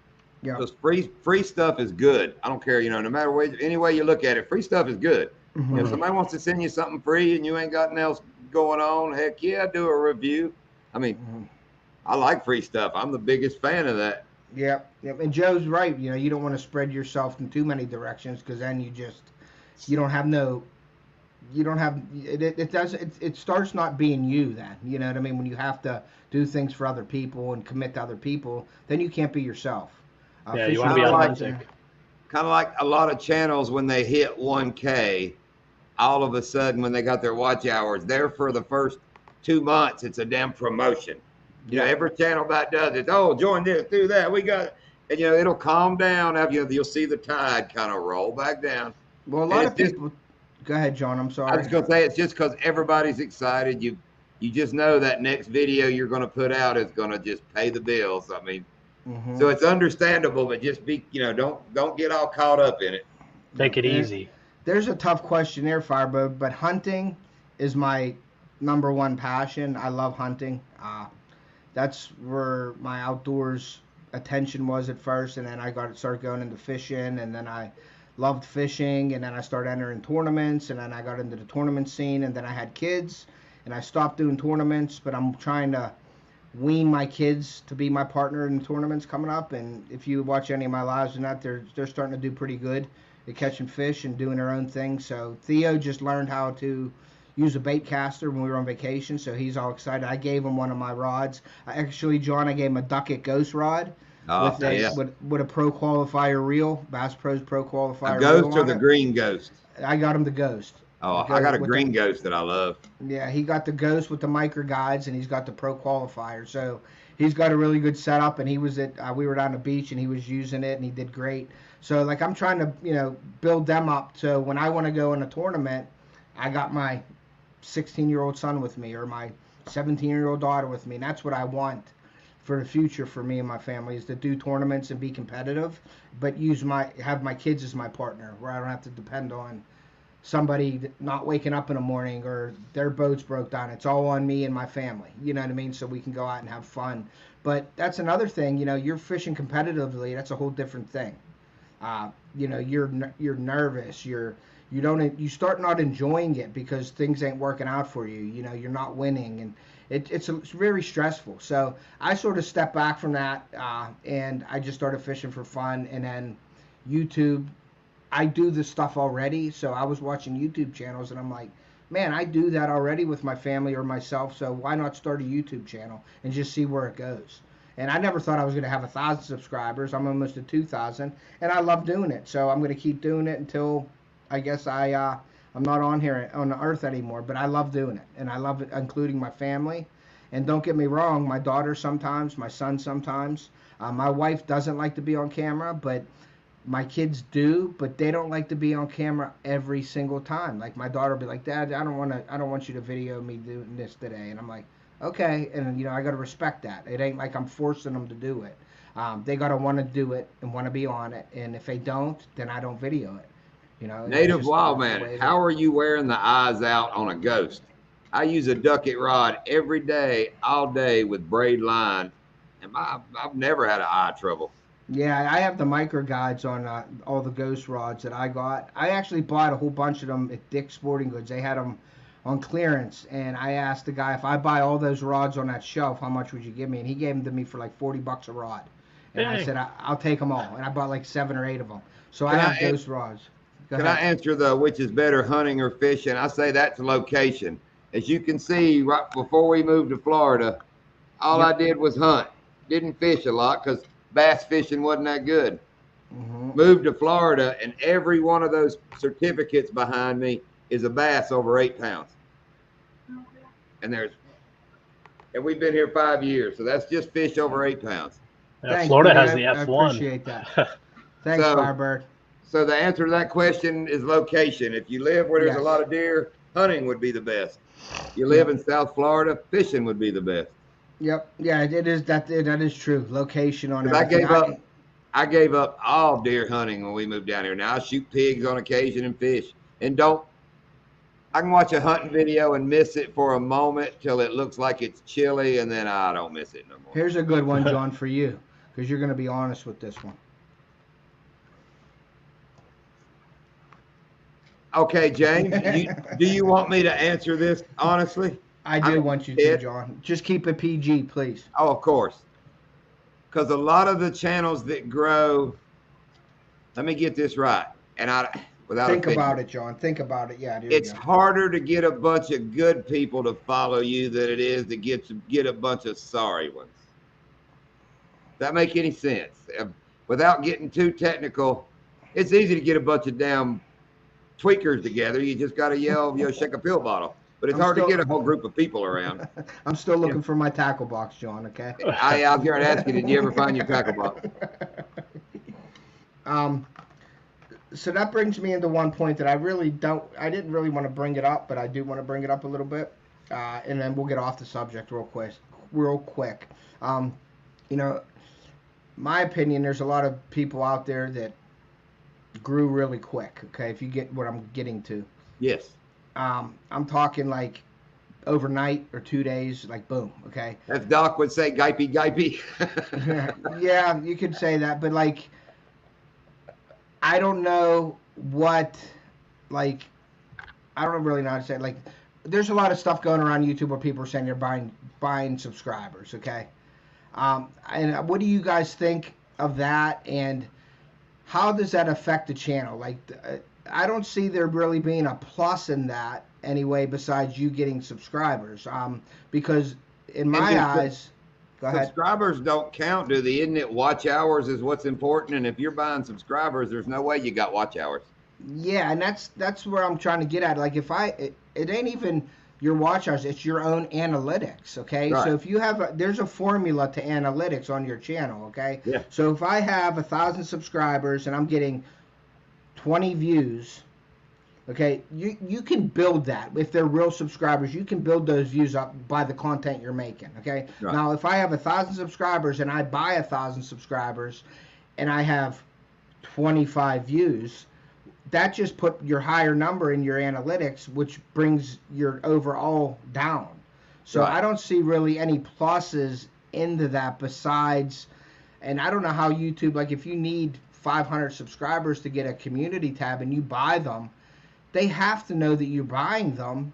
So why do they go ahead and give you your monetization or give you your community tab? Like, why do they do that? Because I'm sure that they know that they're not real subscribers, that they're bots. So how does that all work? And I want to get your opinion on that. John? I'm not sure how it works. Like Doc says, you get what, 1 out of every 100 is a true subscriber or whatever that watches your videos and pays attention. So I'm more worried about, I don't know, I'm worried about views. And if you'll go look at your analytics, hell, 80% of my views are people that aren't subscribed. So yeah. I think that's a good thing though too, John, in a way, because you're gonna get more subscribers that way. Do you know what I mean? I don't know. And Steve, getting to 1,000, that started the stress and everything all over again. It wasn't the big celebration I thought it was going to be. It wasn't. And yeah, and you're right on that, John. Like, I want to get Chris's opinion on that in a second here. I'm sorry, Chris, but you're fine. When I was getting to 1,000, I said it 100 times. I was like, yeah, I really don't. If I get to 1,000, I get to 1,000. I really don't care. But then when I got to like 600, 700. I'm like, man, I really want to get to 1,000 now. And I thought it was just going to be this big, great thing. And I got to 1,000. It's like, okay. And I did my big subscriber, my 1,000 giveaway and all that stuff. And I made $13 maybe that month after I got monetized. Like, I wasn't, now your lives, when you get donations and things, that's where you're getting your money from, the donations and stuff on your lives and things like that. Sure. That's why so many peoples are going live when they do. What damn group you running with? The damn top group we run with, that ain't making you no damn money. Hey, I donated to you, broke John. asses. Yeah, but like that's why I think there's so many people doing lives. And there's a lot of people doing lives with really no content. I try getting watch hours. That's how they're trying to get their watch hours up with their subs. Yes. And Now, like, once you get it though, John, is what I'm saying. Once you get your watch hours, you get monetized. Now they're doing lives because they make more money on the lives right there and then than your videos. And I think that hurts because they're not concentrating on making videos. They're concentrating on doing lives. And there's only so many lives you can do with content. I try to do the content. I try to have content in each and every one of my lives. I'm not the kind of person that will come up and just start talking about things and just doing off the wall things and really no content is what I want to say. Are you talking about me, Ted? I am not. You have a great live. You talk about things and there's always some points in your conversation. So I think our content. content. I'm not talking about you, John. I like your lives. It's fun. There's Our some content people that is that can there's do it. no freaking content.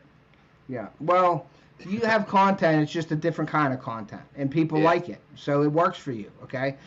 For me, I can't do that. I'm not like you. I'm not like other people out there that just will get up here and have nothing to say and just be like, okay, let's talk about something, and then it just starts to be a chat where it's off the wall, not even related to anything. I need to have some kind of content. That's why I do these lives and I say, hey, we're going to talk about this. We're going to talk about this. And I hope people enjoy that. And I don't want to say I want to be more professional, but I want to be more professional.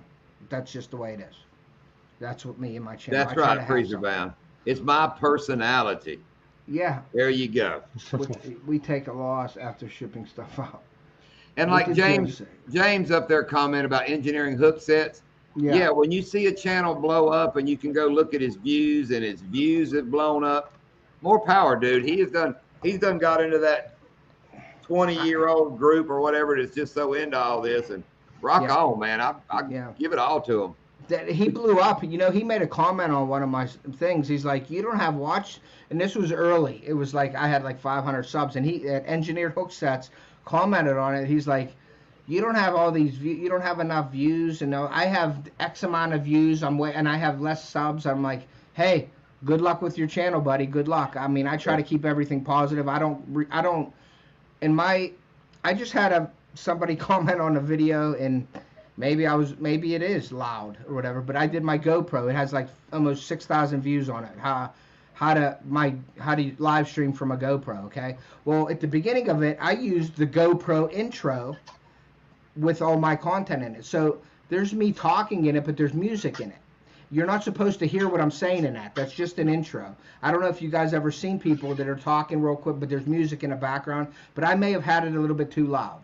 Well, it's got like 6,000 views. It's my biggest video out there, and I'm getting comments now, so it's like blown back up again, where I'm getting comments saying, why would you do a tutorial and I can't hear you talking? I said, well, did you watch the whole video? Because that's just the intro you're watching. So to me, you've only watched 30 seconds of it and think that that's my video and you shut it off. So I say, go back and watch it. It is a little bit longer intro, but that's the GoPro intro that I did, and the music's on it may be a little bit loud. It may be loud, and I could see that. But I didn't edit it back, and that's early when I was doing things. I wouldn't put a video out like that now, but I was learning, and that's how you can see your videos. If they're getting better, that's what you want. Like from a year ago to now, I think my videos have gotten better, and everybody should think their videos are getting better, or you need to change something.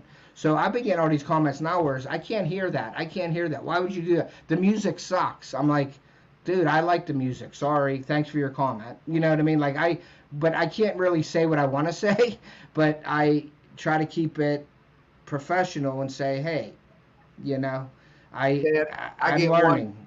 I get one comment and it'll say, love the music, and the one right under it, you ought to turn the music down so we can hear nature. Like, yeah, I got you. And that's the thing. But it just seemed funny because, like, recently, the past week or so, I've got, like, so many comments on it. And I've got really good comments. And Joe is one of them that commented on it and said it great. And then right under his comment, it was like, the music was too loud, I couldn't hear you, and the music sucked. It annoyed me. I'm like, sorry. Thanks for your comment. And yes, Joe, Joe knows that's how I look at it. I don't care what everybody... Well, that's a lie. There are a couple channels I have a bullseye on, and I will get a personal bit of gratification when I get by them, but that's totally personal. And that's my problem. It ain't a problem with nobody else. That's my issue. But I don't care. I just make them and have fun. And that's what you always tell me, John, when you say that. You call me and you say, hey, just have fun with it, Ted. You know what I mean? Just that, if you don't have fun with it, then you need to just stop. And that's what everybody, I recommend that. If you're not having fun with it, then wait, take a break or do something. If you want to keep your channel going, just make sure you're having fun with it. And real quick before I get off of the subject, Chris, I asked you that question about the subs and buying the subs. I wanted to hear your answer on that, or your opinion.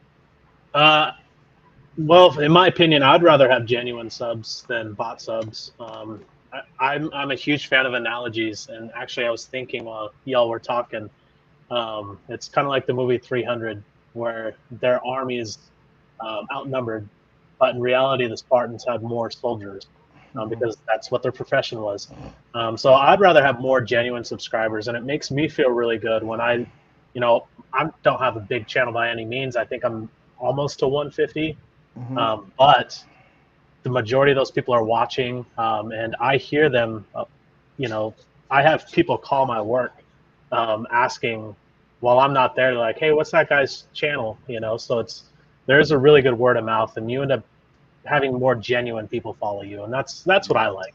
There was a time when I was trying to compare myself with others and what their count is, but that's just a bummer. Yeah. Not any fun, and it ruins everything. So I'd rather just be genuine to myself and genuine to my subscribers, and then it'll start building on its own. Yeah, that's well said. I agree with you on that. I would rather have people commenting on it, and and John knows who his supporters are.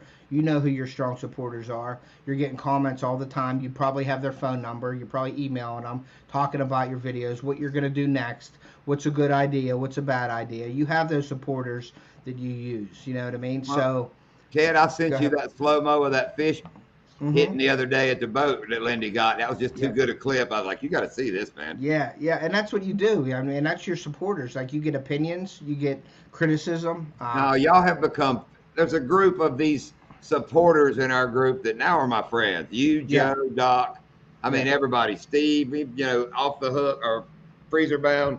Ones I hadn't even met, they're all buddies now. And if you make a video and your buddy don't comment, you get a little butt hurt. You're like, well, what the hell?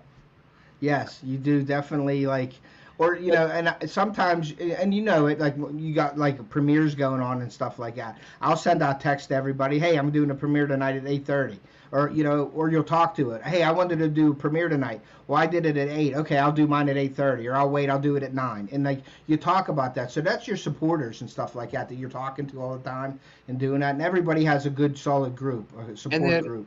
And then like me, just now I answered a comment on that video. A gentleman I hadn't met yet who fishes at Donkeyland, he asked me in not the last video, one before, if the boat ramp was still stopped up. He just commented on this one. We went Friday, he went Saturday, he only caught 12. He's like, man, y'all do know where they're at. See, everybody thinks you just got to go to Donkeyland. No, that ain't just the secret. But just think about it, Ted, all those fish we've caught at Donkeyland, this guy, another fisherman, he just went Saturday and they only caught 12. Had a 6-pounder was the biggest, he said. And that brings another thing to mind that I forgot to ask you before, John. Like you don't want to really make money. Like, you don't care about making money on YouTube. You care about getting customers maybe from YouTube. So that's like an advertising thing for you. Is that correct? Is that a good assumption to say? Like, yes, you're trying to get out there. I want to get charters from my videos, but sure, I'd like to cut a lick on YouTube, but I do. But see, I think about it different. I'll make one video with copyrighted music. To me, it's to keep people coming because that's what I do. And then I'll make the next 2 will be still good music, but it'll be uncopyrighted. And then like with Joe, that was a special video. So, I went with copyrighted music. When you come, Ted, I'll probably make a copyrighted music one. But my music tells the story. It all goes together. It all goes hand in hand. Yeah. It's hard to explain how I do it, but a lot of those good songs I have, like the video I just put up, that's copyright free. Now, when you listen to it, you hear what Metallica, Nothing Else Matters, I mean, there's like 3 big songs in there, but they're not copyrighted. But you got you got the gist of it. But it goes with your video, and the words sort of like you try to put the words in there. If you're watching a video, if you next video you watch of John, everybody in this chat, the next video he puts out, go watch it, please, and watch the video, but listen to the song, and I guarantee in that video, that song is saying something that relates to what he's doing at that time. In that time. If you could pinpoint that. But yes, James, I get a lot of people that are like, I don't want the fancy stuff. I just want straight fishing. And then, I don't. Like I said, I don't make them for other people. When people tell me they don't like something, I'm like, okay. Yeah. And or I do like Bogley, and I threaten to meet them down at the hot dog stand. Guy, we're going to talk, guy. How many times, I mean, like me, I'll go make a video, and I'll put it out. And I think John told me this. He goes, we're the biggest fan of our videos. We watch our videos over and over, and we learned from that. Like Joe does it. Parabellum, he don't watch them after he puts them out. He's kind of like the Johnny Depp of videos. He refuses to watch one. See, I'll go and make a video, and I'll do it on my phone or my whatever, and then I'll go, and after it's running for a while, I'll go to my TV, and I'll put it on the big screen, and I'll watch what it looks like on the big screen. And I'll say, okay. Finish what I say, Ted. I get on YouTube, and after a while, I actually want to watch a good video, so I go watch one of mine. That's true. So there was a question on here about what video editing software do you guys use? You know me, Ted. Chris. DaVinci. Go ahead, Chris. You go first. I just use my computer came with video editor, so. Okay. For now, as I'm still small and I'm funding everything myself, I just use the free program, and it's working really well. Once you figure out the bells and whistles, you can still make pretty quality videos on the free stuff. Cool. Now, I do want to get a better video editing program eventually. But right now, I'm pretty satisfied with what I'm getting, spending no money on it. So cool. And then I'll go next, John, real quick, because I want to hear your stuff. I use iMovie because I do, believe it or not, guys, all my videos are shot, and I edit and do everything on my phone. All my videos are from my phone. I'll use a Canon camera in some videos, like a lot of my hunting videos will be a Canon, GoPro, and my phone. And I heard that you can do a channel with your phone, so I went and tried it, and I'm doing it, and I like it. Now, as I'm growing and I want to get better and do things, I'll get a real I want to call it a real camera, but my Canon is a real camera. But it's just I don't like taking it out too much because it's bulky. So I may buy something smaller, you know what I mean? Like stuff like that. But I want to get a drone, try to better my channel. Every year I want to try to do something to better my channel. For you guys, like for the live streams, I did this setup. I got my webcam, I got a new microphone, got the headphones. So I wanted to make it better watching experience for you guys and look more professional. I don't know if it helped at all, because I'm sure John will say something about that in a minute. But I try to be professional as I can, guys, and I want you to enjoy watching my lives. As professional as I can be. That's what I'm trying to put out to you guys. Now, like I said, I use iMovie. I do thumbnails with Canva and PixArt, and I use iMovie, and that's all I do. And now John, he's a little bit upscale, so I'll let him talk about what he's doing. I'm still using the free version. I use the free version of DaVinci Resolve. And that's a really good one. I hear DaVinci's good. I did just buy a new gaming computer to edit on, which that thing is pretty badass. Yeah, it's like a jet. It's like a jet engine and things. Oh, it's got like 8 fans, changes colors. Oh, it's a ride. It's a rig. Yeah. So, but Ted, you talking about your phone right there? Yeah. 100% of my handheld footage, not GoPros, is on my damn phone. Yeah. Everything in the boat, all those releases, all those slow-mo, all that shot with my phone. I was going to come up, but you want to keep it professional. That's backwards, Bubba. You want to come? I am going to share the link, guys, so somebody can come up if they want to. That's no problem. I just wanted to ask these guys the questions and get them through what I wanted to ask them and get their opinions, and then I'm going to share the link. I'm sorry I'm not a great help, but like I said, our sponsor came to us. It's great to have one. If you got one, treat him like gold, because they will drop you in a minute and find there's 14 other people waiting to jump in your hole. At least, yep. I use a gaming computer also. Yeah, I guess those gaming computers got everything. Oh, that's the way it got explained to me, Ted, is the guy went, editing is messing with graphics, gaming is graphics. Duh. I was like, duh. So the baddest gaming computer you can get. Like I said, this one's sweet. I mean, what I like is my 24-minute videos. When you go to rendering them, Yes. this one will do it in under 6 minutes on a 24-minute video, and that's with all my logos. That's my logos, my green screens, all that crazy crap I do. It's gone. Steve, did you use my link to get the GoPro 10 or what, buddy? Please tell me you did. I know he was asking about my microphone and things. I told him, yeah. Yeah, Backwoods. If you knew how good my hole was, it'd be 15 people. You'd be the big hairy one in the back. And he scares me a little bit. I've seen him get cut on that axe a few times and then sharpen it again. I'm like, yeah, you might not want to sharpen that. The man slept in a log. I could see me up my deer stand and look over and something comes out of a damn log and it's big and hairy. First, you're going to think it's a bear, but then when you realize it's actually a human, you're going to be like, what the hell is that? Yep. Yeah, he does some crazy. He had me at that one when he was being vegan, when he was eating all the plants and trees, and I was like, really? And he had me, and then he switched it up and was like, no, I eat meat. But he had me the whole video. The very first video that I saw of his that he pulled me in with was that big ass Viking looking mean man had a little Nerf gun shooting a damn bobber in a cork out in the pond. Now, I think that was the first video I saw. I was like, hey, I like this dude. Cool. Owl's Nest is heading my way. Yeah, that's north of me, Owl's Nest, up at Marionville, Cook's Forest, and things like that. That's up by, I think, Big Tiny. Rick. I have partnerships and one signed contract to advertise. Yeah, and that's what I'm saying about contracts. Like, once you sign the contract, then you got to follow that contract. And if people are committed to do that, that's fine.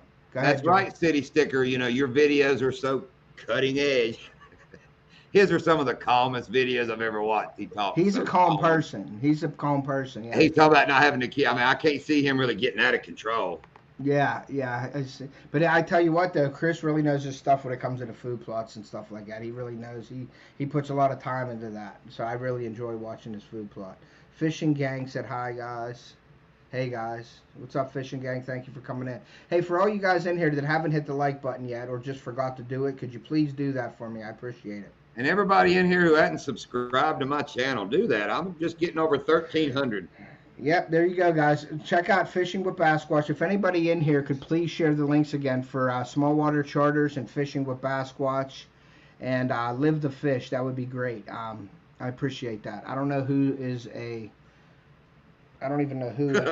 Steve from Wyoming is in Freezer Bond. I heard Marionville close to Chris. See, things like this are the benefit of YouTube. Does everybody in here know Chill in Indiana, Carl?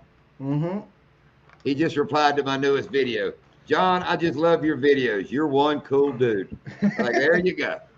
Carl says I'm a cool dude. I must be a cool dude. I'm surprised Carl isn't in here because he usually is on a lot of the lives we do. He's a great supporter of our channels. He's just a good guy all around. That's the people I see him all the time.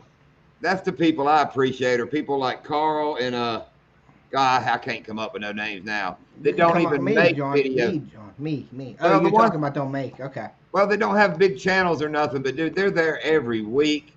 Yeah. You know, even though they don't make much video and they're not very good, you know, they're there like James. No, I'm kidding, James. I set that up just to bust your chops, James. So. Ottercat's another one. I've seen. He comes into a lot of lives, and he don't really put out too much. He don't put out any content, I don't think. Well, Carl is here. Is Carl here? Carl here? Yeah. There he is. I knew. Yeah, Carl. I thought I saw him earlier. That made me smile. See, that's the things make me smile. Just little things like that just make me smile. Well, sometimes I miss the. Like somebody will be in and they'll just show you the eyes that they're watching, and I miss that in the chat sometimes. So we do have a good community, Chris. We really do. And Bogley said shots fired. Shots fired. And I hope everybody that does watch our channel knows I'm just full of BS. I mean, don't take nothing I say too serious. Yeah, John's a good guy. He likes to he throws some stuff at me all the time. You deserve it, Ted. Yeah, I know. By the way, you're damn short. It made Joe not just laugh. I know. I think he did the boo-ha-ha on it. Yeah, he did. Is that the what's up one? Yeah, where I went, it said, "What's up?" And I said, "What the hell?" Yeah. I you know how the shorts are. If that's what, we can talk about that too real quick, and then we'll get off of the subject because I don't know if it's a sore subject or everybody's been talking about it. But you know how the YouTube shorts have been going. They're saying they're catching fire and all that. So I've been putting out a short every day, at least one, sometimes three. That's why I'm behind on YouTube because of all that shit. Well, maybe John, make a short or two, just see what happens. You know what I mean? I did it. I have some great views on some. I have some terrible ones, and I know that Joe from Live to Fish has been putting out some shorts, and he's been doing really, really well on his shorts. So I do recommend, guys, if you want to try to get some subs, we don't get paid from the shorts right now until January. They're going to come up with something. YouTube sent out an email saying they're trying to monetize the shorts and things. So there is going to be some kind of payment system, but I don't know if you're going to need 10 million views on a short to make a nickel or how that's going to happen or what's going to happen. But definitely it can help you get your subs. So shorts are confusing. I thought you killed a big deer the other day, and then I watched. I was like, wait a minute, I've seen this before. Yeah, yep. And I'm pulling stuff out of the archives, John. That's what I was doing. So, but yeah, try the shorts, guys. See if your channel will grow a little bit with the shorts. I was just wanted to bring that up for. Steve said he got 13,900 views. Now, if you go into that, Steve, if you can, he got 14 subs. Okay, so he got 14 subs out of that short. Now that brings me to my next question that I wanted to ask you. So the kids these days are doing this, right? They're scrolling through shorts. Boom, boom, boom, boom, boom. Okay, that's what YouTube and TikTok got the war going on. YouTube wants to beat TikTok out, all that good stuff. But the kids these days are doing this. They don't have time for anything. So where do you think that the shorts are going to be and your long-term videos? Do you think YouTube is going to be pushing shorts way more than pushing the long version videos out there come January? I think shorts kind of get tricky. I have one short, and it's my most viewed video that I have. Mm-hmm. But the tricky part about it is if it's a really, really short, as they're leaving a comment or as they're checking out your channel and that thing just plays and plays and plays, one person can watch that one video 20 some odd times. Mm-hmm. So the view count kind of gets tricky, but I think once you start seeing the subscribers that come from that, you get more of the story, the background on it. Because I mean, still 13,000 views on a video is great, and 14 subs out of it, that's even better. But I know that there's a lot of people who are getting like, 10,000 views, one sub. So that kind of tells me the same people are watching it over and over and over, just because it takes time to leave a comment. Well, so what I get out of this, and then I'll ask John this too. Okay, so you're watching a short. If I watch it 20 times, if I don't click off of it and I watch it, it doesn't go to all the views as many times as I watch it. It actually gets pushed to your percentage of watches. So if I have 0 views on it, okay, and say Chris, say you watch my video 20 times, that gives you 200% of watch because you have 10 and 100% and then to 20 and 200%. So people are doing that and they're like watching it over and over to try to build people's stuff up to that percentage, because they say a YouTube short, a great analytic on that is to have your percentage over 100% watching it. I don't hit that. I might have 107 on some of them, but most of mine are between, I'm going to say 80 and 90% watched.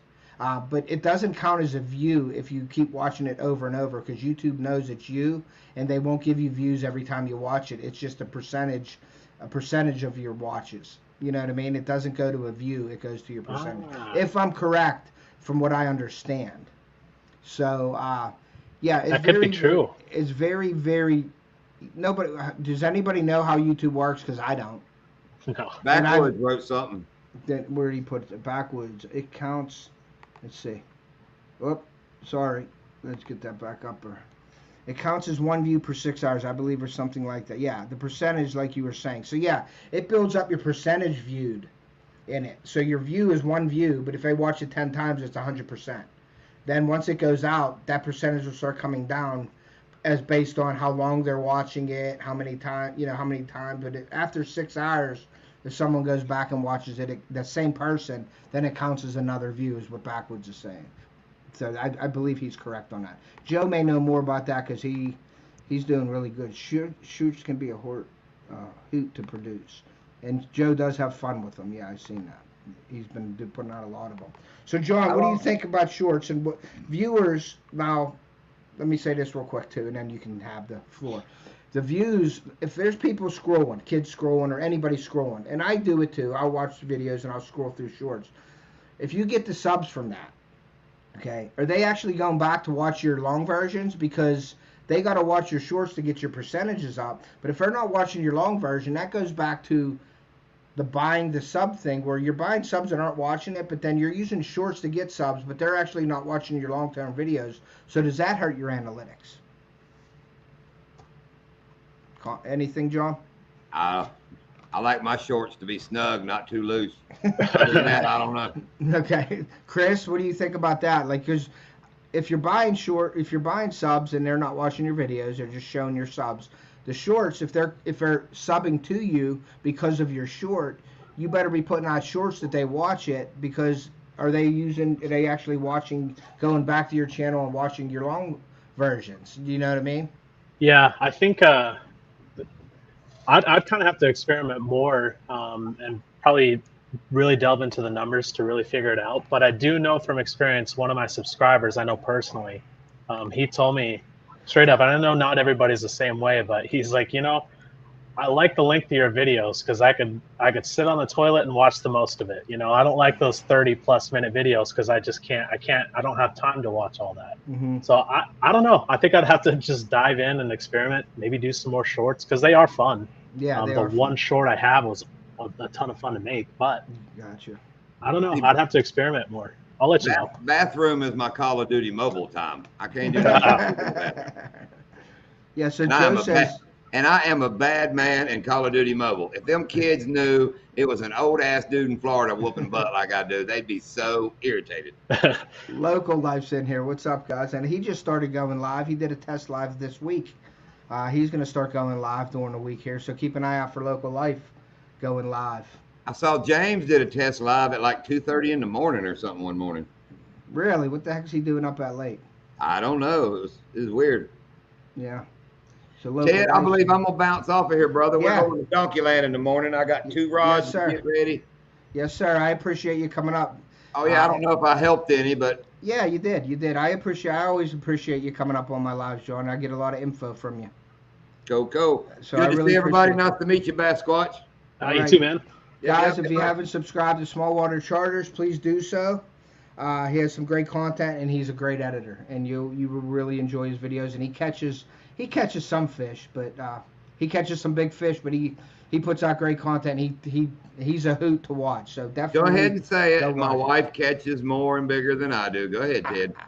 Lindia does catch a lot more fish than John. And John is the net man and the video guy. I am one hell. And if you'll watch it, dude, not to get on my woman, she struggles with the net. And if you'll watch me, I'll have the phone in one hand, net in the other, and I'll just scoop that fish right up while I'm filming. They say you're like an osprey, right? That's what I say. I'll reach in there I don't need the net. I'll snatch that thing out of the water. See, I don't think I'd be reaching in there with alligators. I'm a charter guide. I'm trying to get that guy a big fish. If they get it within 5 foot of the boat, I got that fish. That fish coming in the boat. It's liable to be a big tip if it's a good fish. It's coming in the boat. Oh, hush, Chris. All right, man, I'm out of here. Later, folks. All right, later. Have a good night, John. Yep. Thank you. All right, guys, I'm going to share the stream real quick here if anybody wants to come in. Chris, if you want to add anything on these shorts, please do so, because that's pretty hot topic right now, the shorts. But like I said, I don't know. Joe did make a couple comments in here, but I want to know from Joe what he's thinking about. He did make a few comments, but Joe, likewise, boys, thanks and sorry I couldn't. Okay, Joe's leaving, so Joe isn't going to comment on anything anymore. Thanks. Okay, Joe, have a great night. Guys, if you haven't picked up Live the Fish, you want to do so. He's a great channel, very professional. He has a lot of great content out there, so please pick up Live to Fish, Joe, and that's Joe you're going to want to, you'll be watching. So great stuff coming from Live the Fish. All right, so Chris, what do you want to add anything to these shorts or anything? Because it's a mystery to me. I've been working with, I have a little thing, and we were talking about supporters and things like that, and I have a little thread going that I added while I'm sitting in a tree in the woods, and City Sticker Chris is on there, Adam from Freezer Bond, Kyle from Dark 30, Boxy Outdoors, Big Tiny's on there, and we basically text when we're out in the woods, talk, about hunting and stuff like that, and we were talking about shorts and what you can do to try to boost them, and giving your buddies help and things like that. And that's where I got the percentages, where it doesn't count as a view, but it goes to your percentage watched. That's where we sort of figured that out. And then my really good buddy JJ Drones, who's the technical guy on Off the Hook Outdoors, if you guys haven't noticed, I get all my stuff and I ask him about the technical stuff and the microphones and things. And that's what he believes, and that's what he told me too. I got it from two different people saying that. So I think that's Local Life saying shorts are hot right now. So if you want to add anything to that, Chris, please feel free to do so. Yeah, I'm gonna experiment more on it because I do want to do some shorts. But I think the best way to make the subscribers you get from shorts to stick, it has to be relevant to your channel. If your shorts are one deal and your channel is a whole nother deal, like you're two different people when you do one or the other, yeah, the people who subscribe to your shorts are only going to watch your shorts, yes, and vice versa. So I don't know, I got to do some more shorts, and I got to read up on what YouTube plans on doing, because I actually haven't read anything. It's just what I've heard from others. Yeah, so okay. I don't know what they're doing. YouTube's a mystery. Yeah, I'll give you my spin on it too. But before I do that, I have Local Life up here on the board. If you guys haven't checked out Local Life, if there's a moderator in here that could share, I gotta make somebody a moderator here. I'm gonna do that. I just make Chris, and I'm gonna make James a moderator too, because I like James. He's a great guy, and I really like his channel. If anybody would like to be a moderator on my channel, please put it in the chat that you wouldn't mind being a moderator. But if anybody in here is a moderator right now that could please share Local Life Outdoors, you're going to want to go check him out. He blew up and he does some great stuff, and he's family oriented and things like that. So I really like his channel. You guys might want to go check that out.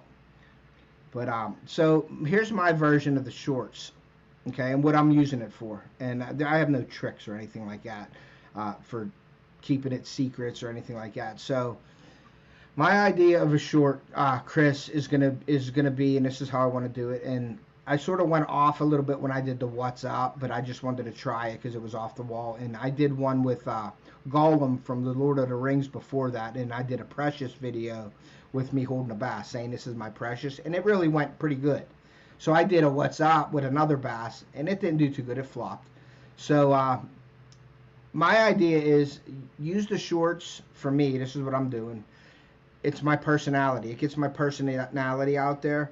It gets my channel out there. So I'm using the shorts as sort of like ads for like upcoming videos. Maybe when I shoot a video in the woods right now, and like I shot a video day before yesterday, and it was like one of my first bucks that I've seen. It came out and it started rubbing on a tree. So I'm like, bingo, there's a good short right there. So I did that, okay? And now you don't even have to turn your phone vertically anymore. I leave it horizontal in video, and YouTube turns that into a short now automatically. Before you had to keep your phone upright in video to get it in that thing. Now I hold it horizontal, and YouTube wants to beat TikTok, I think. So they sort of made that horizontal video now will make it into a short for you in the short form in the video. So that's something, if anybody did not know that, I just learned that about a week ago. But so I'm using my shorts as sort of to promote my upcoming videos and to sort of give you like the community tab a sneak peek of your video, but I'm using it on a short. And it lets people know about me, what I'm about, what I do. And it sort of builds what I consider, it lets people know your personality. And if they like your personality or like that, then, hey, what's up, Backwoods? How are you, sir? Hey, man, how's it going? Good. So I think it definitely has its advantages, and that's what I'm trying to use it for, to build my channel up with the shorts, to add the promotion, To be funny every once in a while, to throw it in there, it doesn't hurt. But like to do like promotion and like put little clips of my video that's coming out, and then on there I'll text it in there, video coming soon or something like that. So people that are subbing to my short might say, oh, I really like that, I want to watch that video. You know what I mean? So maybe I can draw them out of that shorts feed into the long-term version of my videos. That's my look at it. Yeah, that's what I did. I got a TikTok because everybody told me I should get a TikTok because TikTok was a new cool thing. So I got one, and I did the same thing. I just used a small segment from a video that I'd released, and I used it as like a preview. So my TikTok would be posted, a few days before I post my YouTube channel as a preview. It's your movie trailer. That way I get people intrigued and hopefully click that link. And I don't know if it's panned out because it tells you external, some sort of sourcing. Don't know what that is, but it doesn't really tell you if this came from your TikTok video unless you posted on other platforms. I think that's like if external sourcing. I think that's what that is. I don't recommend using TikTok videos on YouTube just because I think of the war that they got for shorts. I don't think they put now. I don't know. Backwoods, have you done any shorts with using a TikTok video? Has it gone? I don't touch TikTok or anything like that, but I have done a bunch of shorts. Okay, I have TikTok, but I have 370 followers. I forget sometimes to post in TikTok, and I really don't use that as much. Like people are saying they want to go to TikTok and they want to get 1,000 viewers, and then they want to go live on there. But I've heard some horror stories about the people on TikTok being really vulgar and nasty and bringing them to your YouTube channel. Is that a good thing or bad thing? So, and I've looked at some lives on TikTok, and I'm like, yeah, I don't want that kind of stuff on my channel because I have my kids and everything on there, and I don't want to bring that into my channel. So my main focus is YouTube. I do put some TikTok out there to be cool, I guess, or maybe somebody will come over. But the people coming over from that, me just posting like that, I think is better than me going live and getting some nasty people in there and this and that and drawing that negativity to my YouTube channel. I don't want to do that. So I'm cool where I'm at. It doesn't matter. I don't need 1,000 viewers on my TikTok. I'm just posting every once in a while. If it's a cool video, I put it up there. Or at least if I think it's cool, I'll put it up there. But I don't make it a point to put on YouTube anything, really. Or TikTok, I'm sorry. I don't really choose to do that.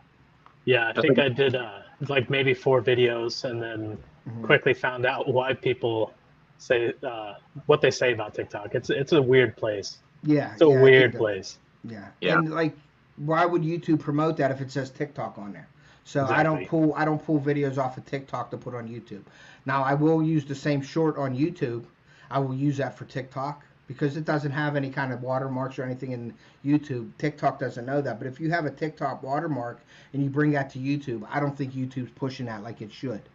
If it was just a regular video, if you made it up and put it on YouTube. That's just my opinion.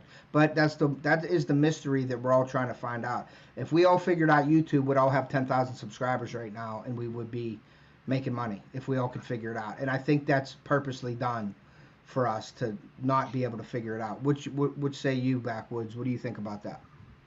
Yeah, I mean, I just, for my content, because like fishing content is kind of, most people are on board with fishing. There's not a lot of activism against fishing. And with me for hunting and trapping and the other stuff there, like just the fact that I'll kill an animal and eat it in one video. I mean, I could go out mushroom hunting one day, and then all of a sudden I got a whole bunch of people who subscribe because I've done a mushroom video, and then the next day I'm killing a rabbit and eating it, and they're like, "Oh my goodness!" Then I'm the devil. So my channel is kind of, I'm just doing what I do, and whoever follows, and if not, then whatever. It doesn't matter. Yeah. I'm just doing my thing because I've kind of realized like the harder I push and the harder I try it, I kind of bring in the wrong people into my channel. I got you. Yep. You know what I mean? And I feel like just if I can just do my thing and just do what I do and be unapologetic about it, my fan base may be smaller, but they're more authentic and they're more people like me. I agree 100%. Crankin said his dinner's ready. He'll be back. So thanks, Crankin. Local Life said thanks for sure. I agree with you 100% Backwoods on that. You'd rather have those loyal subscribers. You'd rather have 500 loyal subscribers than 5,000 people that are giving you crap and like not supporting you, but only want to get They look for something bad in your videos. That's what I've noticed that too. You'll have some people that are commenting once every month, but they're commenting negative things about your videos, and they do that pretty. They don't comment much, but when they comment, it's negative. And yeah. And unfortunately, we're going to have that, and that's fine, because I'd rather have you put a negative comment on there than not put a comment on there at all, because that helps your analytics. Thumbs up, thumbs down. You definitely want more thumbs up, but it's okay to have a couple thumbs down. Not everybody's going to like your stuff, but if you press the thumbs down, that's still an engagement on your channel. Right. I encourage it. I don't care, man. I got haters everywhere I go. It means nothing to me. Yeah. Yeah. I mean, I'm not pandering to anybody. I'm just, like I said, I'm doing my thing, and anybody who wants to watch and is interested, they're welcome to follow along. Yep. And a lot of reason why I do what I do is because my parents can't get out to do it anymore. My dad can't get out to do it anymore. Mm-hmm. So it's a good way of me just showing him adventures and stuff, because they love watching my stuff, right? Yep. Yeah, and I make YouTube videos too. It's sort of like a video memory book in my eyes, you know, like with my family and stuff. Like when I'm long gone, my kid might be able to hit the YouTube channel and go to Off the Hook Outdoors if they're not doing what I'm doing to prolong it. But if they don't, if they choose to, that's fine. But it might be cool to, you know, if I don't get to see my grandkids and my kids have their family, and one day at home they're sitting there and they say, "Hey, check out your grandpa. Check out this fish he caught." And they press play. They press play, and I'm on there catching a bass. And you know, that's sort of like what I'm looking in the long run, is like I'm making video memory book. Yeah. Basically for, you know, whoever comes after me, if I don't get to meet them, at least they'll be able to see their grandfather. I got a whole series of when I baited in a bear, and then we went up in the stand, me and my son, and we got there. the bear I watched together. that. Yep, I watched that. So that like after it's all said and done, it just becomes a video from the past. It's not something you're putting together and creating like a new piece of art. Mm-hmm. It just becomes almost like something you just hang on the wall and forget about and walk by every day. Uh-huh. But then every now and then you stop and you look and you really appreciate it. And you're like, oh, look, I documented a whole hunt. With my son, with your son, you know, and the whole harvest of it, like, and then I'm like, that's awesome. And now he can show that to his grandchildren someday, right? Yeah, that's the cool thing about it, man, and that's how I look at it. You know, like if nobody watches me, that's cool, but hopefully my family will watch me later on when I'm gone. You know, and that's what I want. So yeah, I'm gonna share the link again, guys, too, if anybody wants to come up. So give me a second. I got a cat screaming out. Yeah, no problem.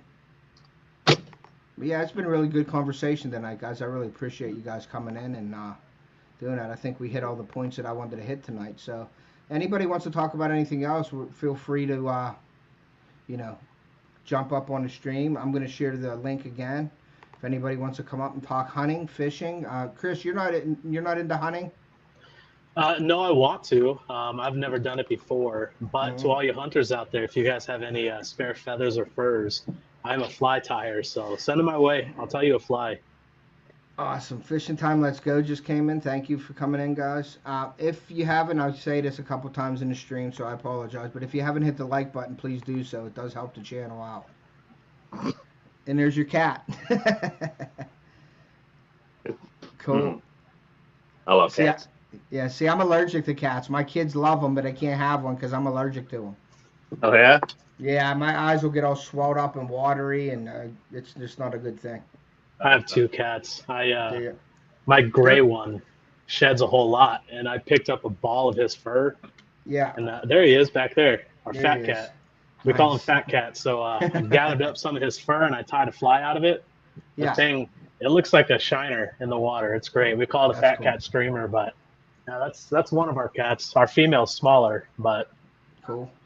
And then we have 5 dogs hanging around too. Cats are cool.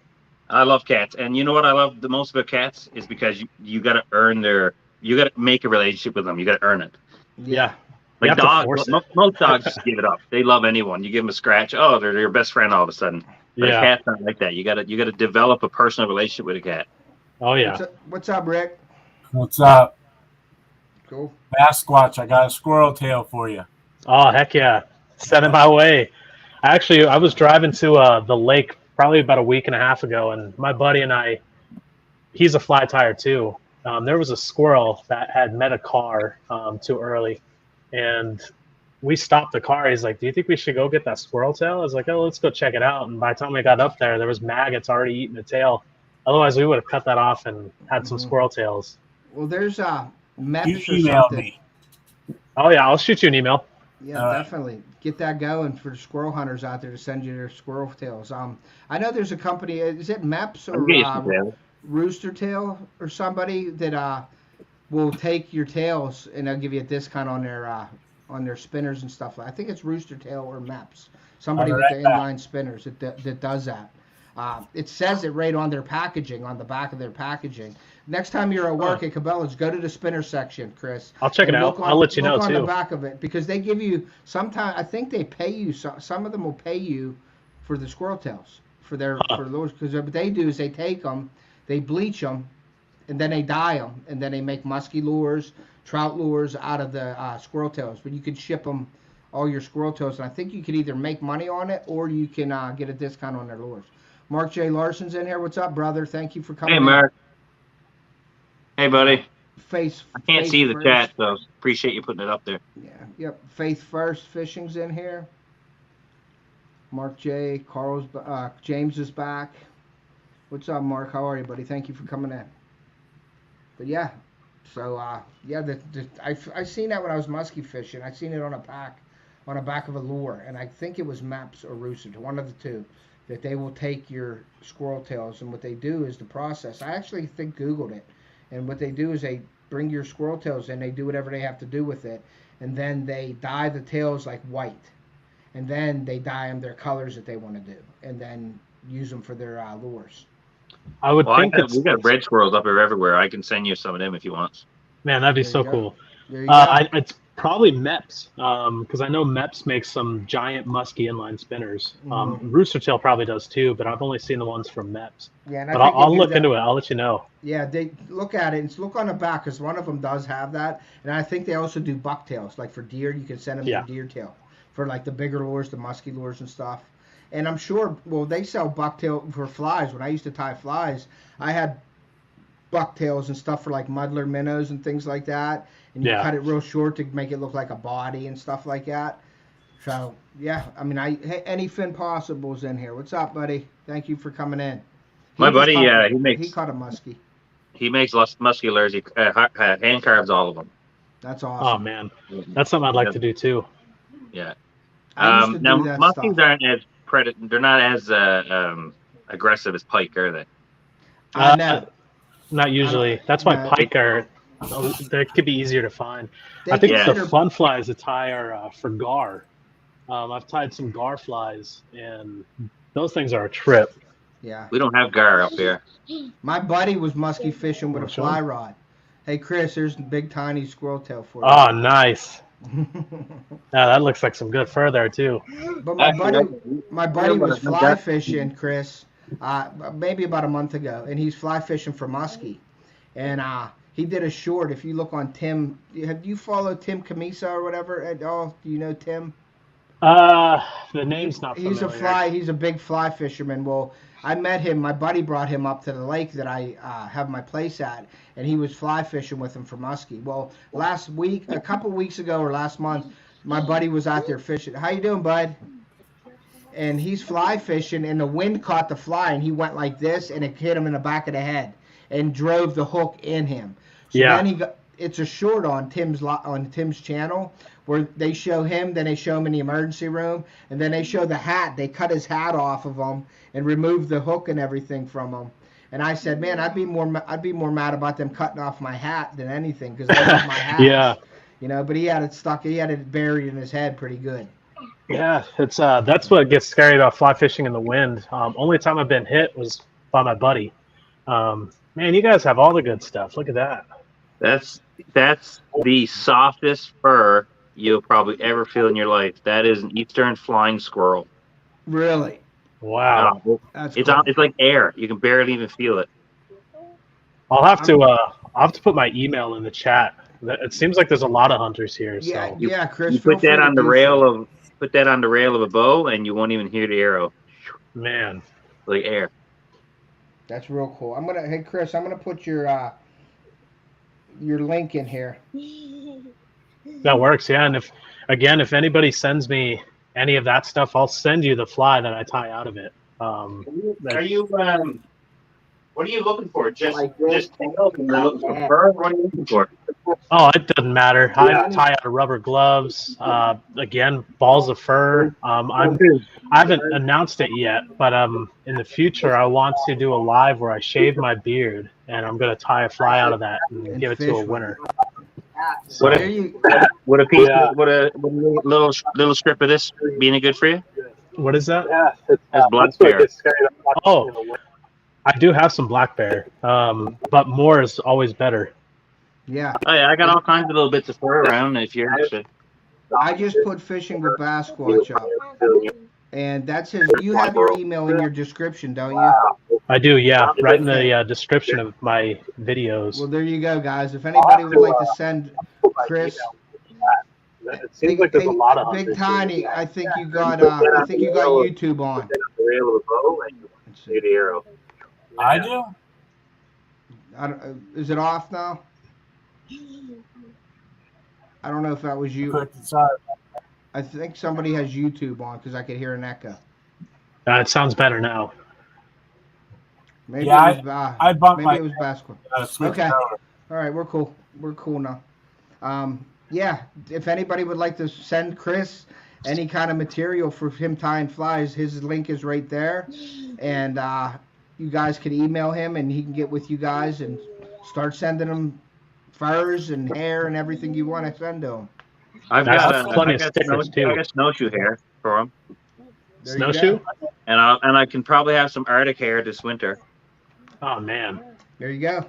They'd make some. I was thinking about calling a zoo and asking for their feathers and furs. I couldn't. How cool would that be? Tying a fly out of lion mane. Yeah, that'd be cool. Oh, Hey, yeah. I tell you what I'll do is every little hunt I go on now, just between now and I don't know a couple months, everything I kill, I'll take a little piece of it and put aside. There you go. Cool. I don't know if you fly fish, but I'll send you some flies. Yeah, well, I haven't fly fished since I was a teenager. I actually just got my dad's rod. He gave me his rod when I was home. Cool. So, I'm gonna pick it up. I want to see if Backwoods would. Hey, you're shaving your beard to do a fly. Let's see if Backwoods will shave his beard and send you his hair to do a fly. Oh man, that won't happen. That won't happen. It's like major beard in me. Shaving the taint of a lion. Yeah. No, that would, I wouldn't ask you to do that. It's do you remember what your chin looks like? I don't have one. Yeah, it's been a while since I've seen mine. Look at this. I'm not joking. Here, look, so the whole world can laugh at me. It's just I don't have a chin. See, it's like a tiny little thing right here. Yeah. Let me see what I can do. Hold on. I want to see if I can put you up there by yourself. I don't know how to do that. Oh, we don't need to do that. It's good, man. There we go. Yeah, I got a tiny face. Yeah. Yeah. I thought I had multiple chins going on under there, but when I shaved it last, I don't have any. No, I don't. Well, then you get that beard tan line. Yeah, I just got this like thing that makes me kind of look like Earthworm Jim. Okay, Yeah, let's check see that how out. I can do this again. Now, how do I get them back? Whoa. When I monster. Press escape to do full screen. I think you just got to click on my screen again. I took that eye off because it's scared. I don't know how to get. There we go. Okay. There we go. Let's see, where am I going with this? There we go. Okay, we're back. I'm learning too, guys. So. Hey, Ted, you want a quick preview of my tree stand before I do my video? Yeah, I'm gonna need it so you're not sideways or hanging from a tree. I gotta. It went dark. Yeah, I see that. There it is. That's like the Taj Mahal there. Nice. Yeah, I built my dad one about 15 years ago, and it's still standing. He loves it. But I built it like 10 by 10, so you can put like 5 people in it.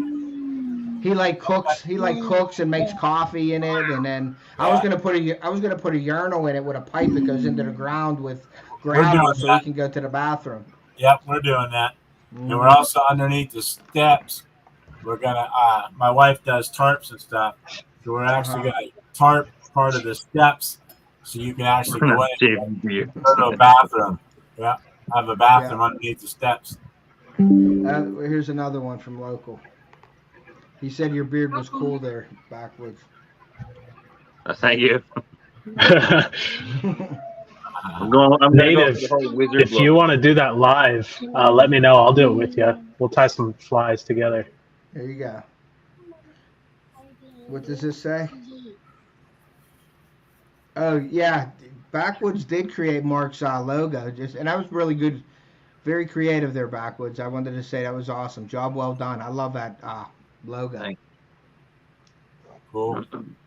Mine's just my ugly mug. Correct. That's James a said he light. shaved Check it 2 out. months ago. You press it, boom, turned off. Now it's on. But yeah, so how's anybody? Are you out Backwoods? Are you hunting or doing anything out in the woods right now? Anything in up your way, or are you hunting? Oh yeah, my so I actually explained it on a video that's coming out tomorrow. But I'm sitting in my side-by-side that I currently cannot drive because it's up on blocks. I crashed it and tore the front end out of it. Ooh. So that's slowing me down a bit. And yeah, so I haven't been able to get out and do a whole lot. I was out today, did some stuff. I'm going out tomorrow to do some squirrel hunting. Cool. But Rick, I do have, I got to trap some bear. I got a month or so to get some black bear, but I'm going to be trapping them. really? Yeah, it's using what's called an aldrich trap. It's a snare that goes around the paw. Okay. It's not a clamp. It doesn't hurt them. It's just basically it ties them on, and they're hooked onto a tree, and then you can go in and walk up to them and put them down. I didn't even know you could trap bears. Yeah, I would sometimes want you can. to. This is one of those places, and it's a real thrill because you're ground level, getting up real close to a bear, right? And but at the same time, like a lot of people, it is a controversial thing because you're trapping a bear, but the thing people got to realize, like when you shoot a bear, lots of times they get away and they go off way far because the fat will cover the wound and they won't bleed out as quick, and they'll go off and you'll never find them, and then you just kill the bear for no reason. Yeah. This way, I'm guaranteed that it's going to be an ethical shot and the bear's not going to be wasted, right? So like there's that side of it. And so that's basically what's happening. Cool. That's my biggest thing. That's taking up most of my time right now. But I had a trap all ready to go. Oh, my voice. I had a trap all ready to go, but my buddy was having a hard time getting this big bear at his site.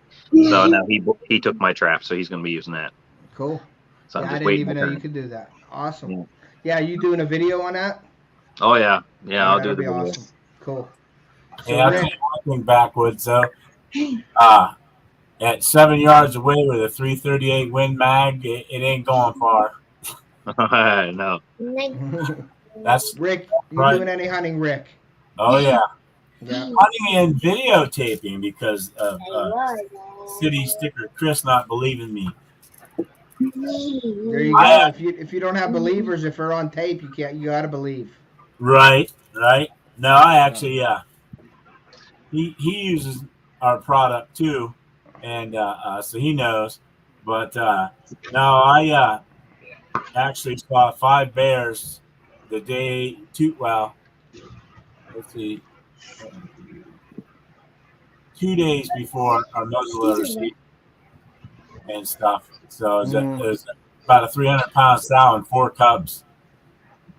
And but I haven't seen her since, so she's roaming around. Plus another sow with 1 cub tore off my boss's cell trail cam. Yeah. Chewed it up. He got the SD card, so that was cool. Yeah, that was good. There was also a video where he had a drip bag up there with our scent in it and stuff, and a coyote got a clip of the coyote picking it up and taking it. Nice. Hey, excuse me for 1 minute, guys. If you guys could keep the chat go or keep the thing going, I gotta go to the bathroom real quick, and I'll be right back. Yeah, you're good.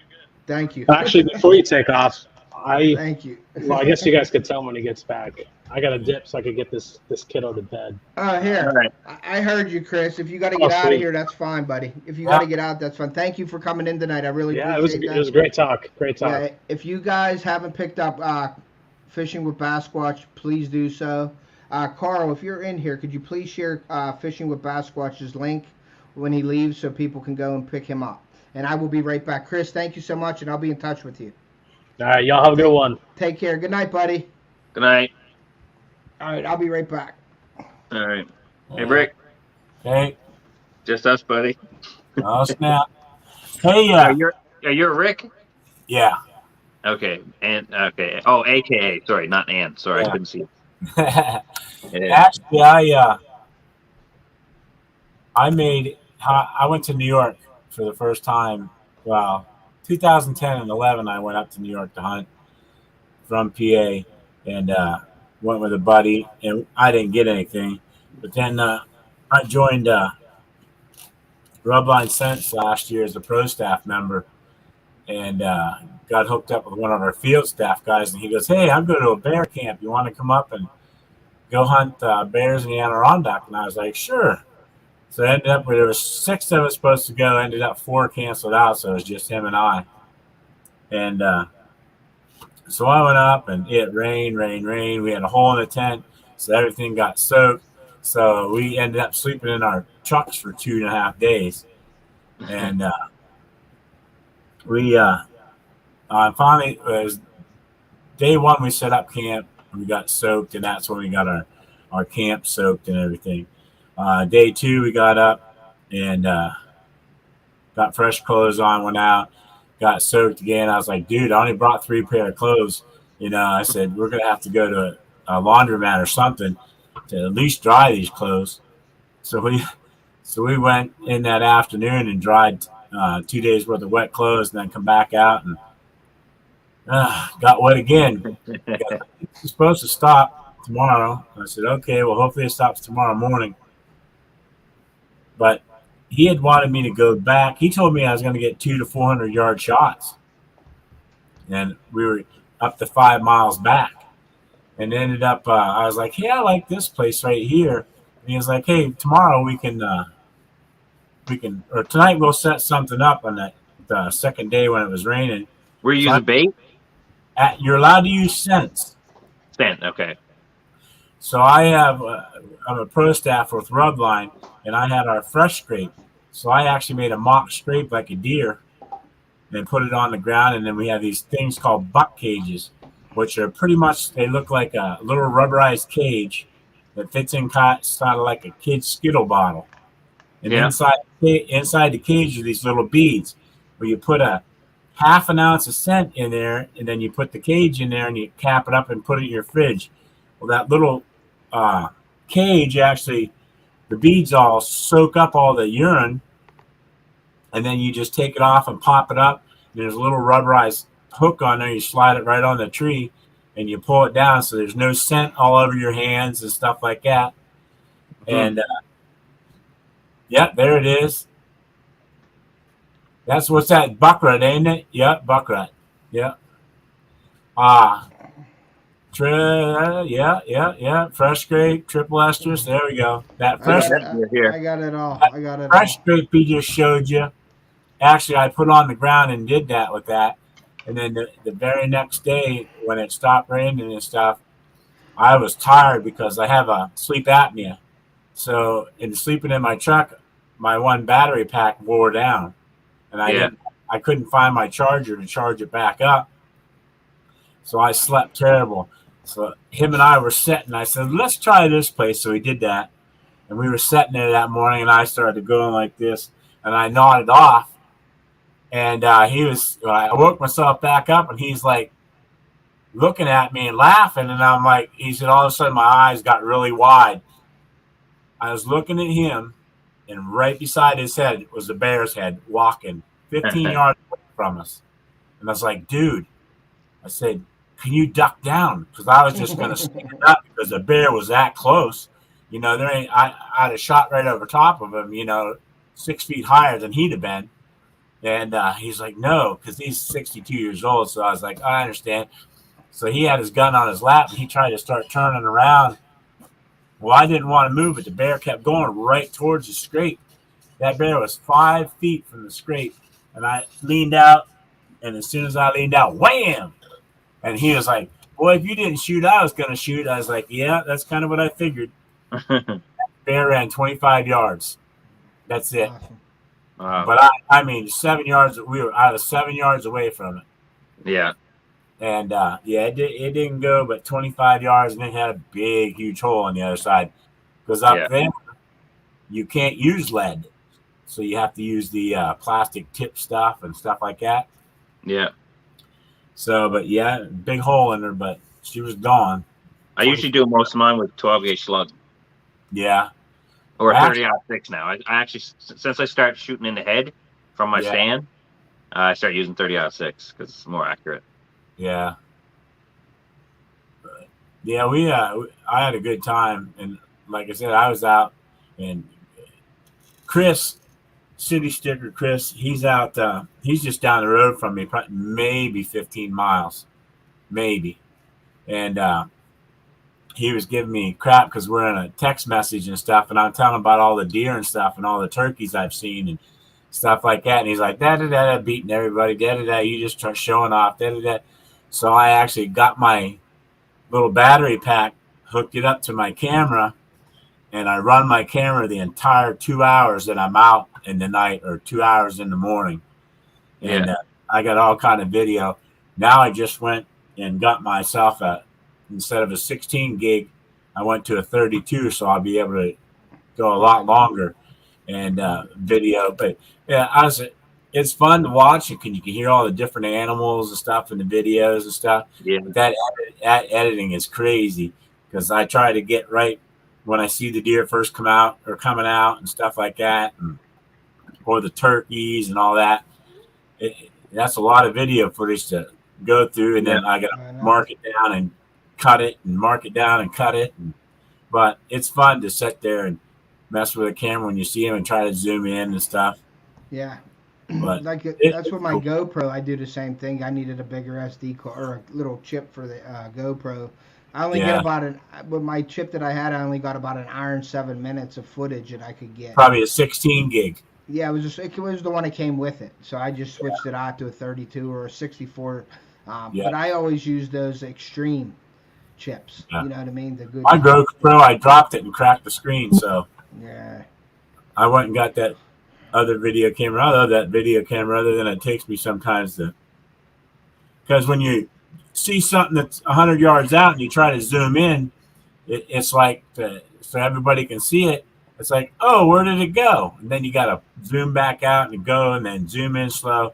And then with that one, the pixel kind of like if I don't zoom slow enough, the video becomes distorted. That's the difference between an optical zoom and a digital zoom. When you have an optical zoom, it'll work fine because you're seeing what you're seeing. But a digital zoom, if you can take that off, you might be able to, on your camera, you might be able to put it on like a manual or something. So the digital zoom will come off. But if you use digital, even with a GoPro, you can zoom a GoPro, the GoPro 10s, I think 2 or 3 times. But when you zoom that and then you use it on an editing software and you zoom it more, it just pixelates the crap out of it because it's a digital zoom. You need something with an optical zoom, just if anybody's ever wanting to buy anything like that. Optical's always better because you're actually optical's actually just amplifying the image itself through a lens. You're magnifying it through the lens. Digital is literally taking a picture and then all you're doing is grabbing the pixels and stretching them. Yes. Yeah, I was sitting there the one day, and I made this. Well, I bought this ground stand that was on a skid and stuff, and I set it there, and the wind came and ripped the roof off of it and stuff. But I just left it there, and I was like, I seen a buck when I'm from my one tree stand run down along there, so I was like, you know what, I'm gonna sit down there in that, even though I don't have a roof and stuff. So I was like, you sit there. Maybe I'll catch him again coming out. And I was like, sitting there, and the next thing I know, I'm about, maybe 1.5 feet into my trees, into that box. and a Tweety bird comes up and lands right on my boot and then hops around on the floor in front of me. And I didn't want to scare it, so I didn't reach up and grab the camera. And I had my cell phone in my pocket. And by the time I got it up and got it ready to take off, so I was sitting there about 2 hours later, and all of a sudden I hear this crunch, crunch, crunch, crunch, crunch. I was like, man, here comes a deer right up by the stand, like I'm hoping. Well, here it was a red squirrel, and it came right underneath my boot. Like the bottom of the stand is probably only 6 inches high off the ground, and it stood right there in front. And I tried to get that phone out again to get a picture, and then he took off, and I was like, ah. Ain't that something? How them squirrels sound like a deer so much? Oh, man. So then I was like waiting and waiting and waiting, and I was getting ready to adjust the camera because I thought I'd seen something. And I was like, oh my gosh, my stand is about 5 feet off the one ATV path. Well, here a deer walked right up in front of me, so I grabbed the camera as quick as I could, trying to get it, and I actually got it. And it was standing there staring at me when I got it, and then it started to walk away. So I was kind of videotaping it when it was walking away and stuff. Then I turned around and looked, and there's some more deer coming out. So I adjusted the camera and zoomed it back out and tried to get them coming out. And it's crazy up there in that corn, though. That's just crazy. I'm watching all kinds of critters and stuff. You know, blue jays flying into corn, then taking a piece of corn, flying back out, eating. I got squirrels coming in and out. There was actually a fisher I caught coming in and out of the corn, too. I was like, wow. Yeah, there's a lot of stuff you see out there. And when you have your camera, you don't see nothing. But when you don't have your camera, you see all kinds of cool stuff. Yeah. Or you can't get it on video. You know what I mean? Yeah. Like, I enjoy doing, like, just seeing deer and videoing deer. I try to get all kinds of cool shots in my videos. Even if I'm not going to take the shot or nothing, I still like the video, zooming in real slow to them, maybe on their head, seeing what they're doing, what they're eating, zoom back out of them to get their reactions and stuff. I saw a buck the other day. I have 2 bucks on my camera. I haven't seen a shooter yet on my camera. So this is the week now, 17th and on, is usually when I start really hunting my stand, but I've hunted it a little early this year. And I'm not getting the bucks on there like I normally would do, but I would only be putting my camera out now and hunting it now, like the 17th and on. The moon phase is going down, so next week it'll be better for the morning hunts. So I'm looking forward to seeing what I could see, because I had 2 bucks on my camera fighting, but they were small. Well, I saw the one buck, and I videoed him. He's in a video coming up, and I just videoed the other buck that he was fighting with yesterday. Or was it yesterday or the day before yesterday?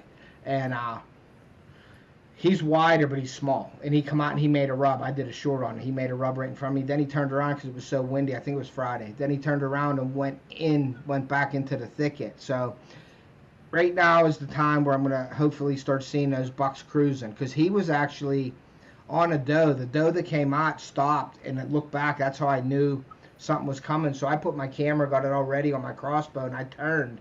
And she put her head down with her ears back, and she ran around him. So I knew there was something else there. You know, that's funny how you can tell with the deer's reaction what's happening. You know what I mean? So that's what I've learned when I hunt, is to watch the deer, what they're looking at, because they're going to see the deer before you. They're going to react a little differently. So I watch the deer that are around me to try to figure out what's coming. You know, and she turned around, looked, and I'm like, here's a deer. There has to be a deer coming. And then she put her head down and like ran around him. And then 2 seconds later, he walked out. Like, so she was scooting around him to get away from him. So he was sort of like any young buck would do. I think they're starting right now to start testing, and they'll be following the deer. So we'll see this week what happens. I'll be out in the morning. Tomorrow morning I'm going out. I'm going to get up early, get up in there. And you live in it, or are you going to just record it? What's that? Oh, I'll record. Yeah, I everything I hunt, I try to record. I'm doing a series right now. It's called 2022 PA Deer Trail, and I already released my first video, episode 1. I'll be releasing Wednesday. I think I'm going to release episode 2. I got 4 episodes already recorded. I'm working on the 4th, the end of the 4th one, probably tomorrow, because when I go out, I'm trying to bring everybody. I'm trying to bring it to you exactly how it happened. So I told everybody that there's going to be some videos that have the date and me talking a little bit and maybe a deer or two or not. But I'll put every date that I'm hunting in the videos so people can follow along, like the storyline. That's what I want to do. So there'll be some days that are 1 minute long, and then there'll be some days that are 10 minutes long. It depends on what I'm seeing. But I'm still videoing for episode 4 tomorrow. And then after tomorrow, that'll be 3 days of hunting in the episode.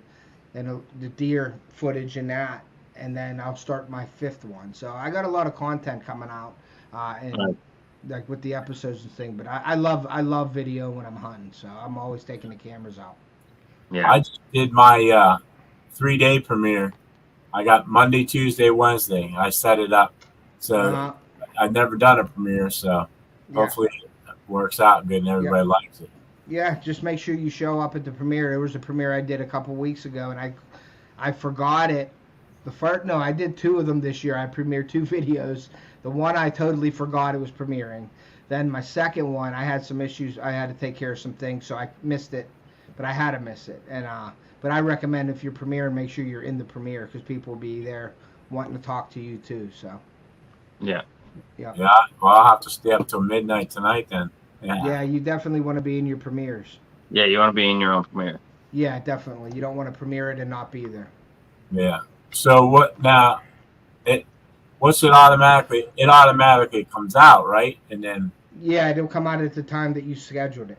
Yeah. So when you can go when you're selecting your videos, you can do private, right? And most people upload and hold it private or whatever unlisted. Yeah. But when you can schedule it to come out, and it'll just come out then. But a premiere is basically like it comes at a specific time with the live chat and everything, so people can communicate. So most people, it's treated like it's more like a live, but that you're playing your content. Yeah, it's a live of your video, so you'll see a chat and everything, and you can comment and everything, and people will say, "Nice video, I like that deer," or whatever, and you comment back. But if they're in there commenting and you're not in there, it's sort of, I don't know if it's a turnoff or not. I did miss 2 of them this year, but a couple buddies that were in the chat ran the chat for me, so that was kind of nice that they did that. But they recommend you do want to be in your premieres, because then that could be a turnoff if you're premiering something and you're not in it. Yeah. Just something to know. And Local Life said bucks are chasing does around there. I seen a big buck today chasing a doe. We don't have deer up here. Yeah, that's crazy. Moose and caribou.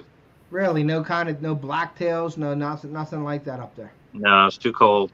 Where are you at? Up in Labrador. Labrador. Oh, okay. Caribou, some good meat. I know that. I tasted caribou, and I think that's one of my favorites. Yeah. Yep. No hunting here for them this year, though, I don't think.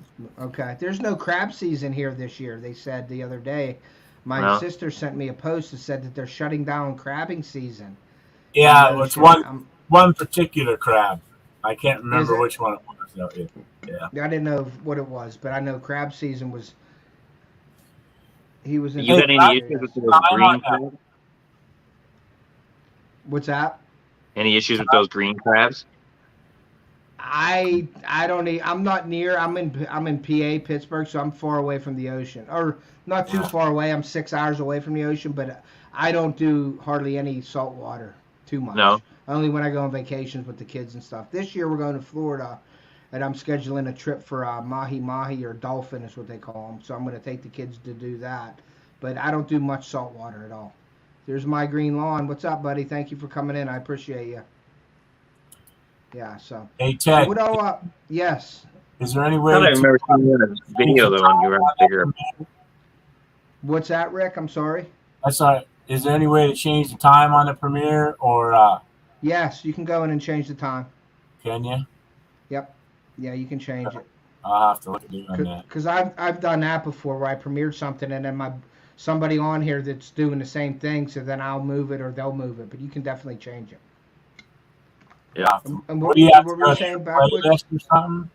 No, you go to YouTube Studio and then just go back to your video to edit it, and you'll see the time where you scheduled it to premiere. Just go to that and then go down to schedule. Go to that and then just change the time. I'm kind of trying to look for it. Are you in your studio on your laptop? Yeah, on my PC. On your PC. Okay, so you know where over on the left-hand side where it says content, should be like the second one down below dashboard. Yep. Yeah, click on that. That'll Okay. bring up your list of videos. The top one should be the one you have Premiere in. Well, I got another one scheduled, but yeah, Premiere. Okay, so go to the one that you got Premiere in, and next to it there's a little it looks like a little pen. Yep. Click on that. Okay. And edit, and then underneath the display of your video, like on the right hand side, just below that you'll see down. It'll be like it'll ask you for publishing it. Let me see. Yours should be set to Premiere. Here, backwards. I think this comment's for you.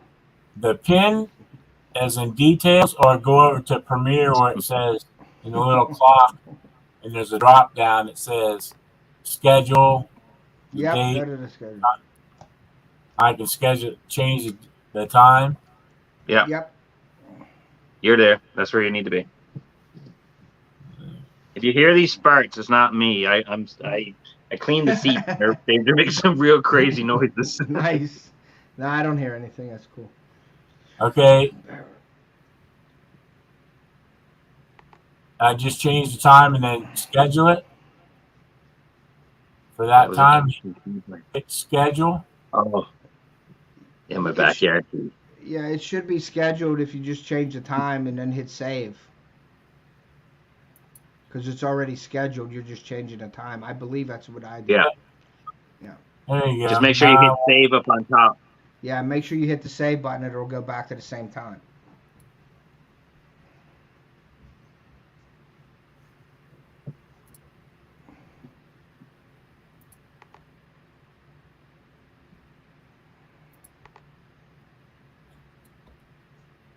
Yeah, there we go. I think. Now, when you save it, go back to your video and make sure the time changed. Yep. It did. Cool. So that's cool. There you go. Yeah. Backwards walks you through it. Backwards walks you through it. So. Yeah. Yeah. Thank you. I appreciate it. Yep. There you go. Okay. But yeah, that's all I've been doing, man. It's hunting right now because my kids go to school early. My wife, I'm lucky enough to have my wife do it, and she takes them to school, and I'm in the stand at 5.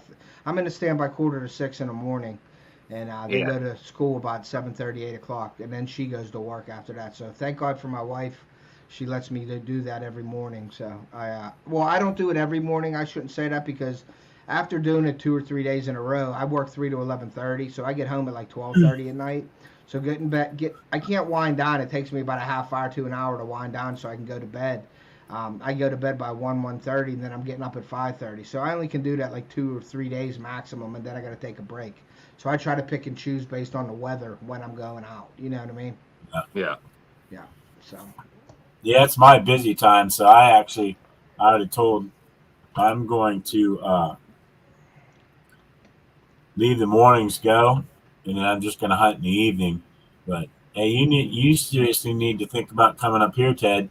Even though I was talking about the scrapes and stuff.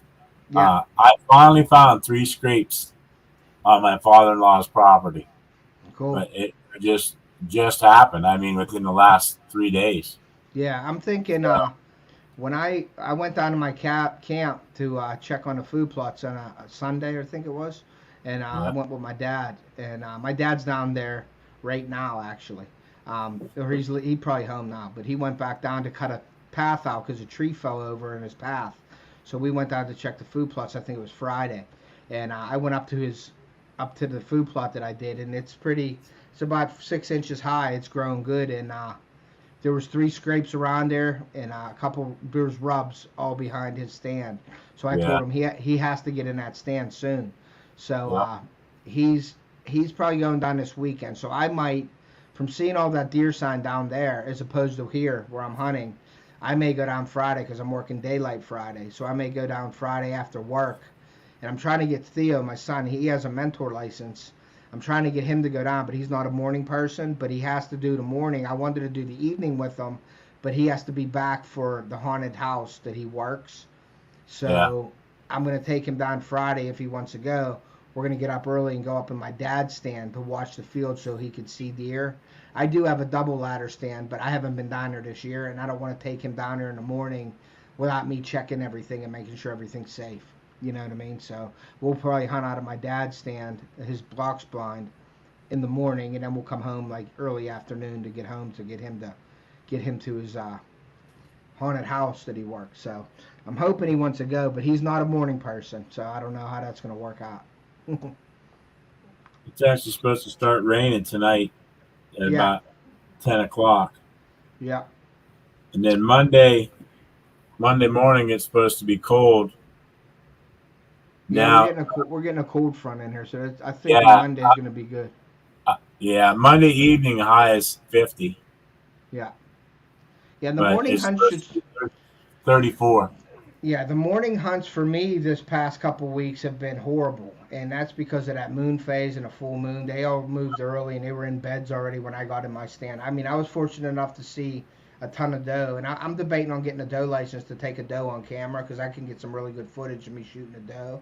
But Yeah. I seen the 2 bucks. I'm starting to see them, like the buck the other day, then this buck yesterday. So they're starting to move in, but when the moons goes away, like Monday the 17th and on, is the morning hunts are getting better and better.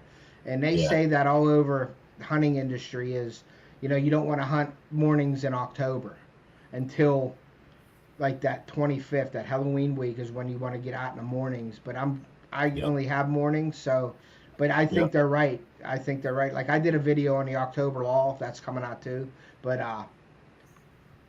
this week it should start getting better. So I'm expecting to see some different buck or different deer from this week on. So Yeah. I'm hoping, You're hoping 1A. it works out. What's that? You're 1A? No, I'm 2B. Oh, 2B? Yeah, They I'm still in got- 2B. They still got license over the counter down there? Yeah, it's unlimited here, yeah. Is it? Mm-hmm. I get So, to hunt wolf for the first time. You get to hunt what? Wolf. That's cool. Oh, that's That cool. would be a cool video. A lot of wolves up here, so I might give that a shot this year for the first time. Yeah, that would be awesome. Yeah. Your bear video was awesome. Yeah, thanks. That was a great video, and that was the one with your son when you took it. That was awesome. Yeah. Yeah, that was a Yeah, great having the video. camera angle on both of us from the inside at the same time. Yeah, it was, Yeah, no, that was really cool. yeah. The wolves up here actually, they just put them on the small game. You don't have to apply or anything. They just gave them to you because the population is so high up here now that you go buy your rabbit license and you get to shoot wolves Yeah. because there's so many up here. People say there's a misconception that wolves are endangered, but like they're geographically endangered in certain areas, but as a species, they're not even close. Yeah. Yeah. We had my neighbor here had a dog chewed up by a wolf a few years back. Yeah, wolves are no joke. Like I see mounts of wolves, and their jaw structure, like people think they're like a husky. They're nowhere near a husky. They are so much bigger, and just if you really seen a wolf, A I mean, they're mastiff just that looks like a massive. husky.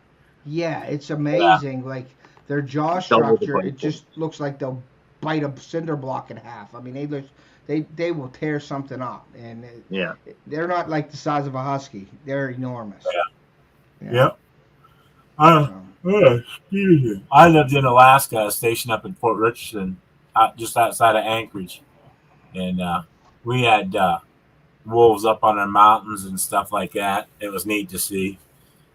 So, but I was all PA boy going up to Alaska. I was all hyped to go hunting and everything. The only thing I got to go was snowshoe hunting in September when I got up there. After that, they put me in Fish and Wildlife, so I had to go around and try to bust everybody and couldn't go out hunting. So Yeah, that's one thing bad about being in that industry. You don't get to hunt. You have to work. Yeah. Unless you're one of them PA game commissioners that say, "Hey, I got a pistol on my side. I can walk around these woods and shoot a deer." Yeah, I had an issue up in Knox and Kane area when I was bear hunting. It was my first time bear hunting, and we were on quads, and we went up, and 2 bear ran across this power line, and I was like, huh. I didn't even know what to do. They just ran, so I ran over to the power line to see if I could see them, and they were gone. Well, here, I guess they were radio collared because we were driving our quads up the road, and here comes the game commission down the road. And then they made us check all our guns on the quads and all, make sure they were unloaded and all that. Thank God everybody was unloaded, but they know where the bear are because they have them collared. So they're around that area. So if you shoot a collared bear, you know the game commission will probably be on you in about an hour. You know, yeah, they'll be there. So, but I didn't know that. I seen 2 bear, and then the last day it snowed, and some guy we were in a big gully, like a big bull. We were in a big bull, and this guy went into the bull following a bear, and we were around it, and he said this bear, like, you know, they say the whitetail's most elusive, but if you hunt bear, you know them bear are just as elusive, if not more. And this bear knew not to walk in the leaves. It walked on the logs where the snow was to be quiet to get around this guy. And we didn't see him. He followed the tracks, and he never came near us, and he sort of circled around and went back behind the guy. But the stuff that the bear walked on was amazing. He was jumping from like logs to like a rock. He wouldn't walk on the leaves to make noise. Like, they knew that. Now, I just found that astonishing. I've been in stands. I've been up in stands where I've been sitting there quietly with my headphones on, with the electric headphones on, you know? Uh-huh. And all of a sudden I wake up to something that sounds like 2 bull moose fighting, and I sit up and I look around thinking for sure that there's a bear coming in on the bait. Mm-hmm. And no, it's just 2 red squirrels. And then I'll be like, oh man, you know, and then I'll sit back, and next thing I know, I'll hear a noise at the bait, and a bear would have walked right past me to the bait and got into it before I even noticed.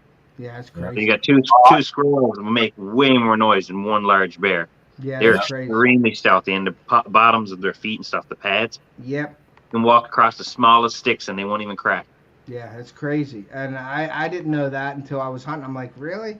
So we went down and we were looking, and he's like, you got to come down. I ended up shooting a coyote that day, but he's like, come down here and look at this. And I went down and we were looking, and he were on logs, man. If you see the footprints, he walked on it like he was on a tightrope, and he jumped. There's no footprints, and then there was footprints on this rock, and then it was like on another log, and it was like they were just figuring out how to get around you without making a noise. It was so crazy. And I always said that after I hunted bear, I was like, man, they think a deer is elusive. That bear is way more elusive than a deer. Yeah. Oh, for sure. Mm-hmm. You'll hear a deer long before you'll hear a bear moving through the woods. Yeah, that's crazy. Deer got those small feet too, even though they splay. They step in the twigs and they crack, right? Yep. Yeah, them bear pads are no joke. They're like when people go archery hunting or stalking a deer, they use them pads on their feet. I guess that's sort of like what a bear does. That padding, you know, you don't crack branches and stuff, and that's probably what a bear does too with their paws and their pads. It will. Yeah, hey, guess what we're supposed to do Tuesday up here? What's that? SNOW. Oh, yeah. I thought there was going to be snow. I was at Erie yesterday, and it was cold, and I thought it was going to be snow up there. We went to a wedding yesterday up in Girard. And Mark J's getting our weather right now up there where he's at. Is he? Yeah, Tuesday and Wednesday, both 60% chance of snow. Lows of 33 and 34, highs of 41 and 39. Yeah. And then it's actually supposed to be colder. In the morning, colder just has dropped down to 30 and 32 on Thursday and Friday, but it's supposed to warm up to 45, 54. Yeah, I'm looking at my weather right now to see what it is here. So. And then I think I got our Indian summer coming. Yeah. Because I see the following Monday is supposed to be up to like 70. Yeah, that's good. Yeah, because the food plots will keep growing, so that's a good thing. Yeah, it's 52 here right now. It's supposed to rain at 11 o'clock. We got 50% chance. And then tomorrow at 5 a.m. it's 51, 6 a.m. is 50, 7 a.m. is 49, and our sunrise is 7:32 here. So I'll be in the woods about a quarter after 6, and I'll be in the woods for about an hour before I can shoot. So I just want to show you this very quick because you were talking about earlier about how stealthy animals like bears are, right? Yeah, definitely. How they'll move through the woods and you won't even hear them. That brought me to like thinking like when I've been slowly switching all my hunting gear to natural fibers like wool. Yeah. Because you can trick their eyesights, right? It's easy to trick most animals' eyesight because it's mostly pattern. Yeah. Most mammals don't see in color and stuff, right? So it's mostly pattern. But sound will give you away normally before sight. And people will buy clothes that is camouflage, but they won't take in consideration the material it's made out of. That's a good point.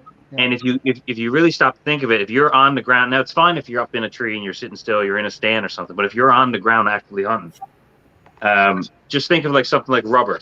If you in a rainy day, I'm just going to scrape the screwdriver on it. Let's listen to this. Yeah. All right. Now, this is like a lightweight denim, and this is still pretty quiet. But at the same time, you scrape against a branch. Mm-hmm. That's just an odd sound for them. Right?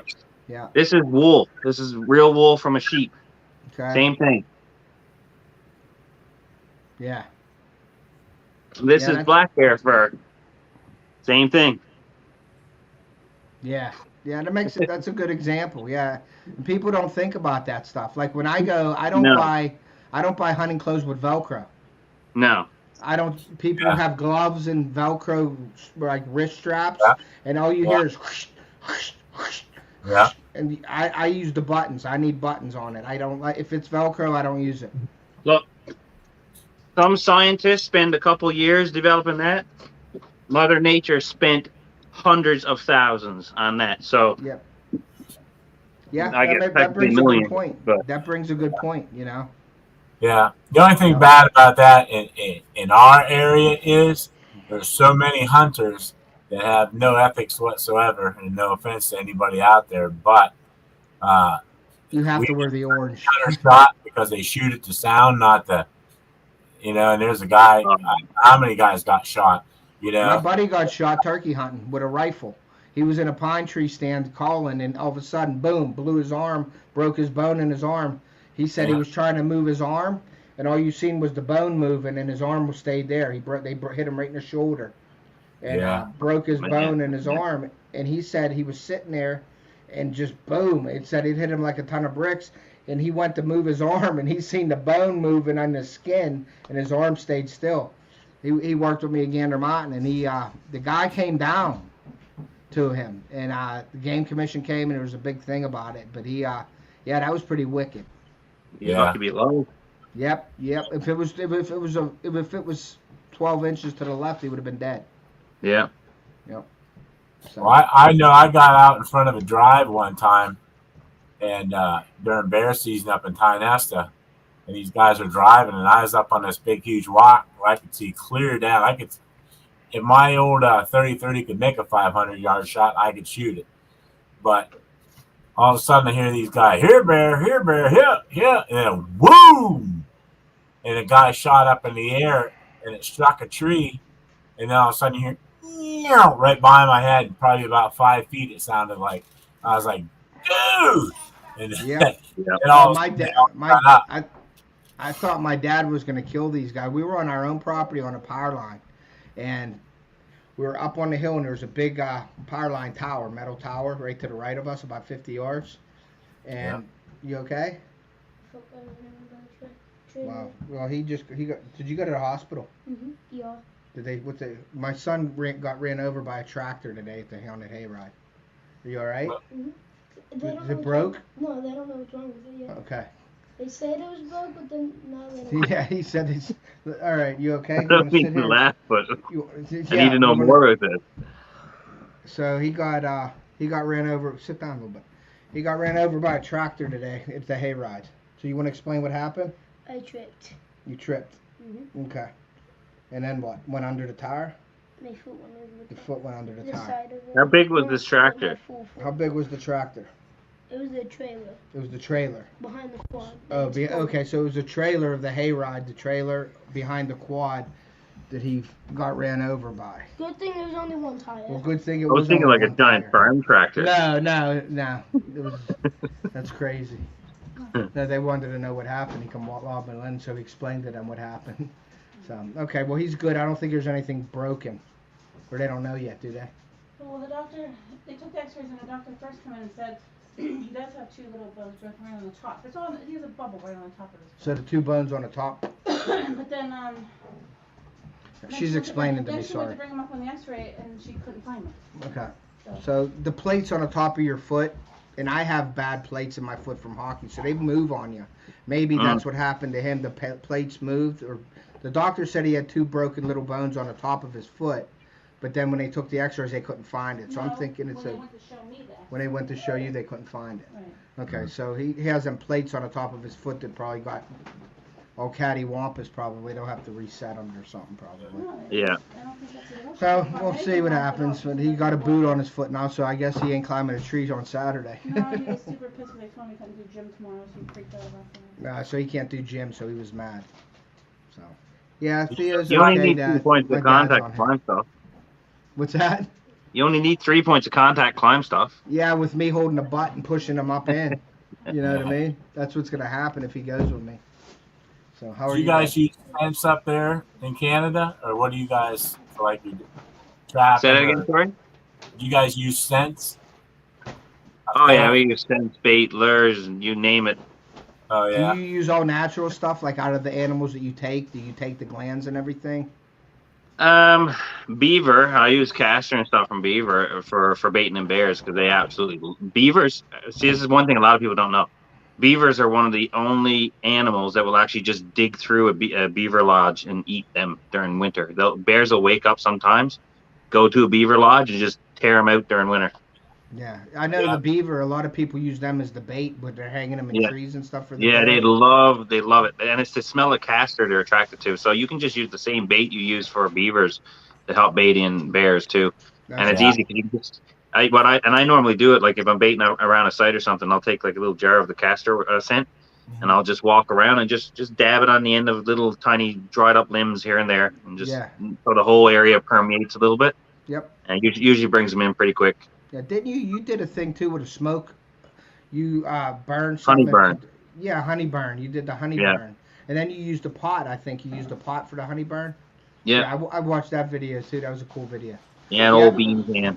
Yeah, my dad's in here right now, but Theo is okay. Yeah, he was asking about Theo. That's cool. Yeah. Yeah. So yeah, I forgot what I was talking about before. Yeah, we don't have any restrictions up here. And Newfoundland, Labrador is kind of like Canadian's Alaska. Mhm. Like my parents, for instance, like from the island, most of their food that they get comes from their own backyard, from the ocean and the lands and stuff that they live on. So there's a lot of that kind of like living off the land and prepping kind of for the winter kind of thing going on, and it's the same up here. So because there's not a huge population, the population we share up here is mostly with indigenous people. Yeah. And so a lot of people like myself, we have the opportunity to live off the land now up here, right? Cool. It's a cool way to live, though.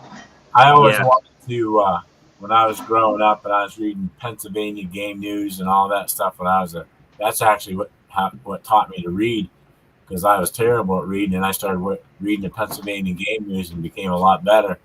But I always wanted to go to Newfoundland for caribou hunt, because you could always get 2 caribou in the Newfoundland hunt and stuff like that. And I said, one of these days I'm going to do that. So now I'm starting to look around because I'm retired and I can do pretty much what I want. So that's awesome. Well, if you're ever interested, I got a buddy who lives on the island, and he's got connections, and he's one of the few people who taught me a lot of what I know. And he's been a huge motivator for me to do like the YouTube stuff and that. Mm-hmm. But Charlie White at NL Ghost Wolf, he knows everybody over there. And cool. if not, he'll be able to do it. This guy is like, he's got videos of him calling grouse. He'll call grouse out of the woods, and then he'll just play with them. They'll like run around his boot and everything. I don't know how he does it. That's crazy. It's crazy. If you think about it, email me, will you? That info. And tell them I'll be sending them an email or something. Okay. I'll let them know. I'll send a message on Facebook. All right. Thanks. Hey LB, how are you? Thank you Hey, for what's coming going in. on? Hey, that's what I wanted to ask you while I had you here. Ted, what the heck was it called? I said it in the chat, but let me back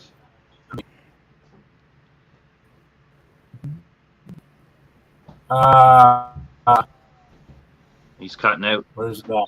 Oh, me or like, Big Tiny cutting out. Oh, am I? You were. Yeah, you're I don't know if right down. Good, you're fine now. Yeah. No, like Tarsha. Yeah, he's cutting and the other. Like, He's cutting out. What the heck happened? Yeah, he's he's real choppy there now. Yeah, now he's frozen. Oh no, he's not frozen. But yeah, Yeah. he was you're okay now again, but you got real. No, I reached out my thing. So anyway, but it says publicly subscribe to you. What's that? I've never seen that before. What? Who subscribed to me? Is that what you said? No, publicly me. Subscribe. That just means Yeah. that they showed it that they subscribe to you. Sometimes you'll get them to. I think I'm right. Backwoods. Correct me if I'm wrong, but I think so.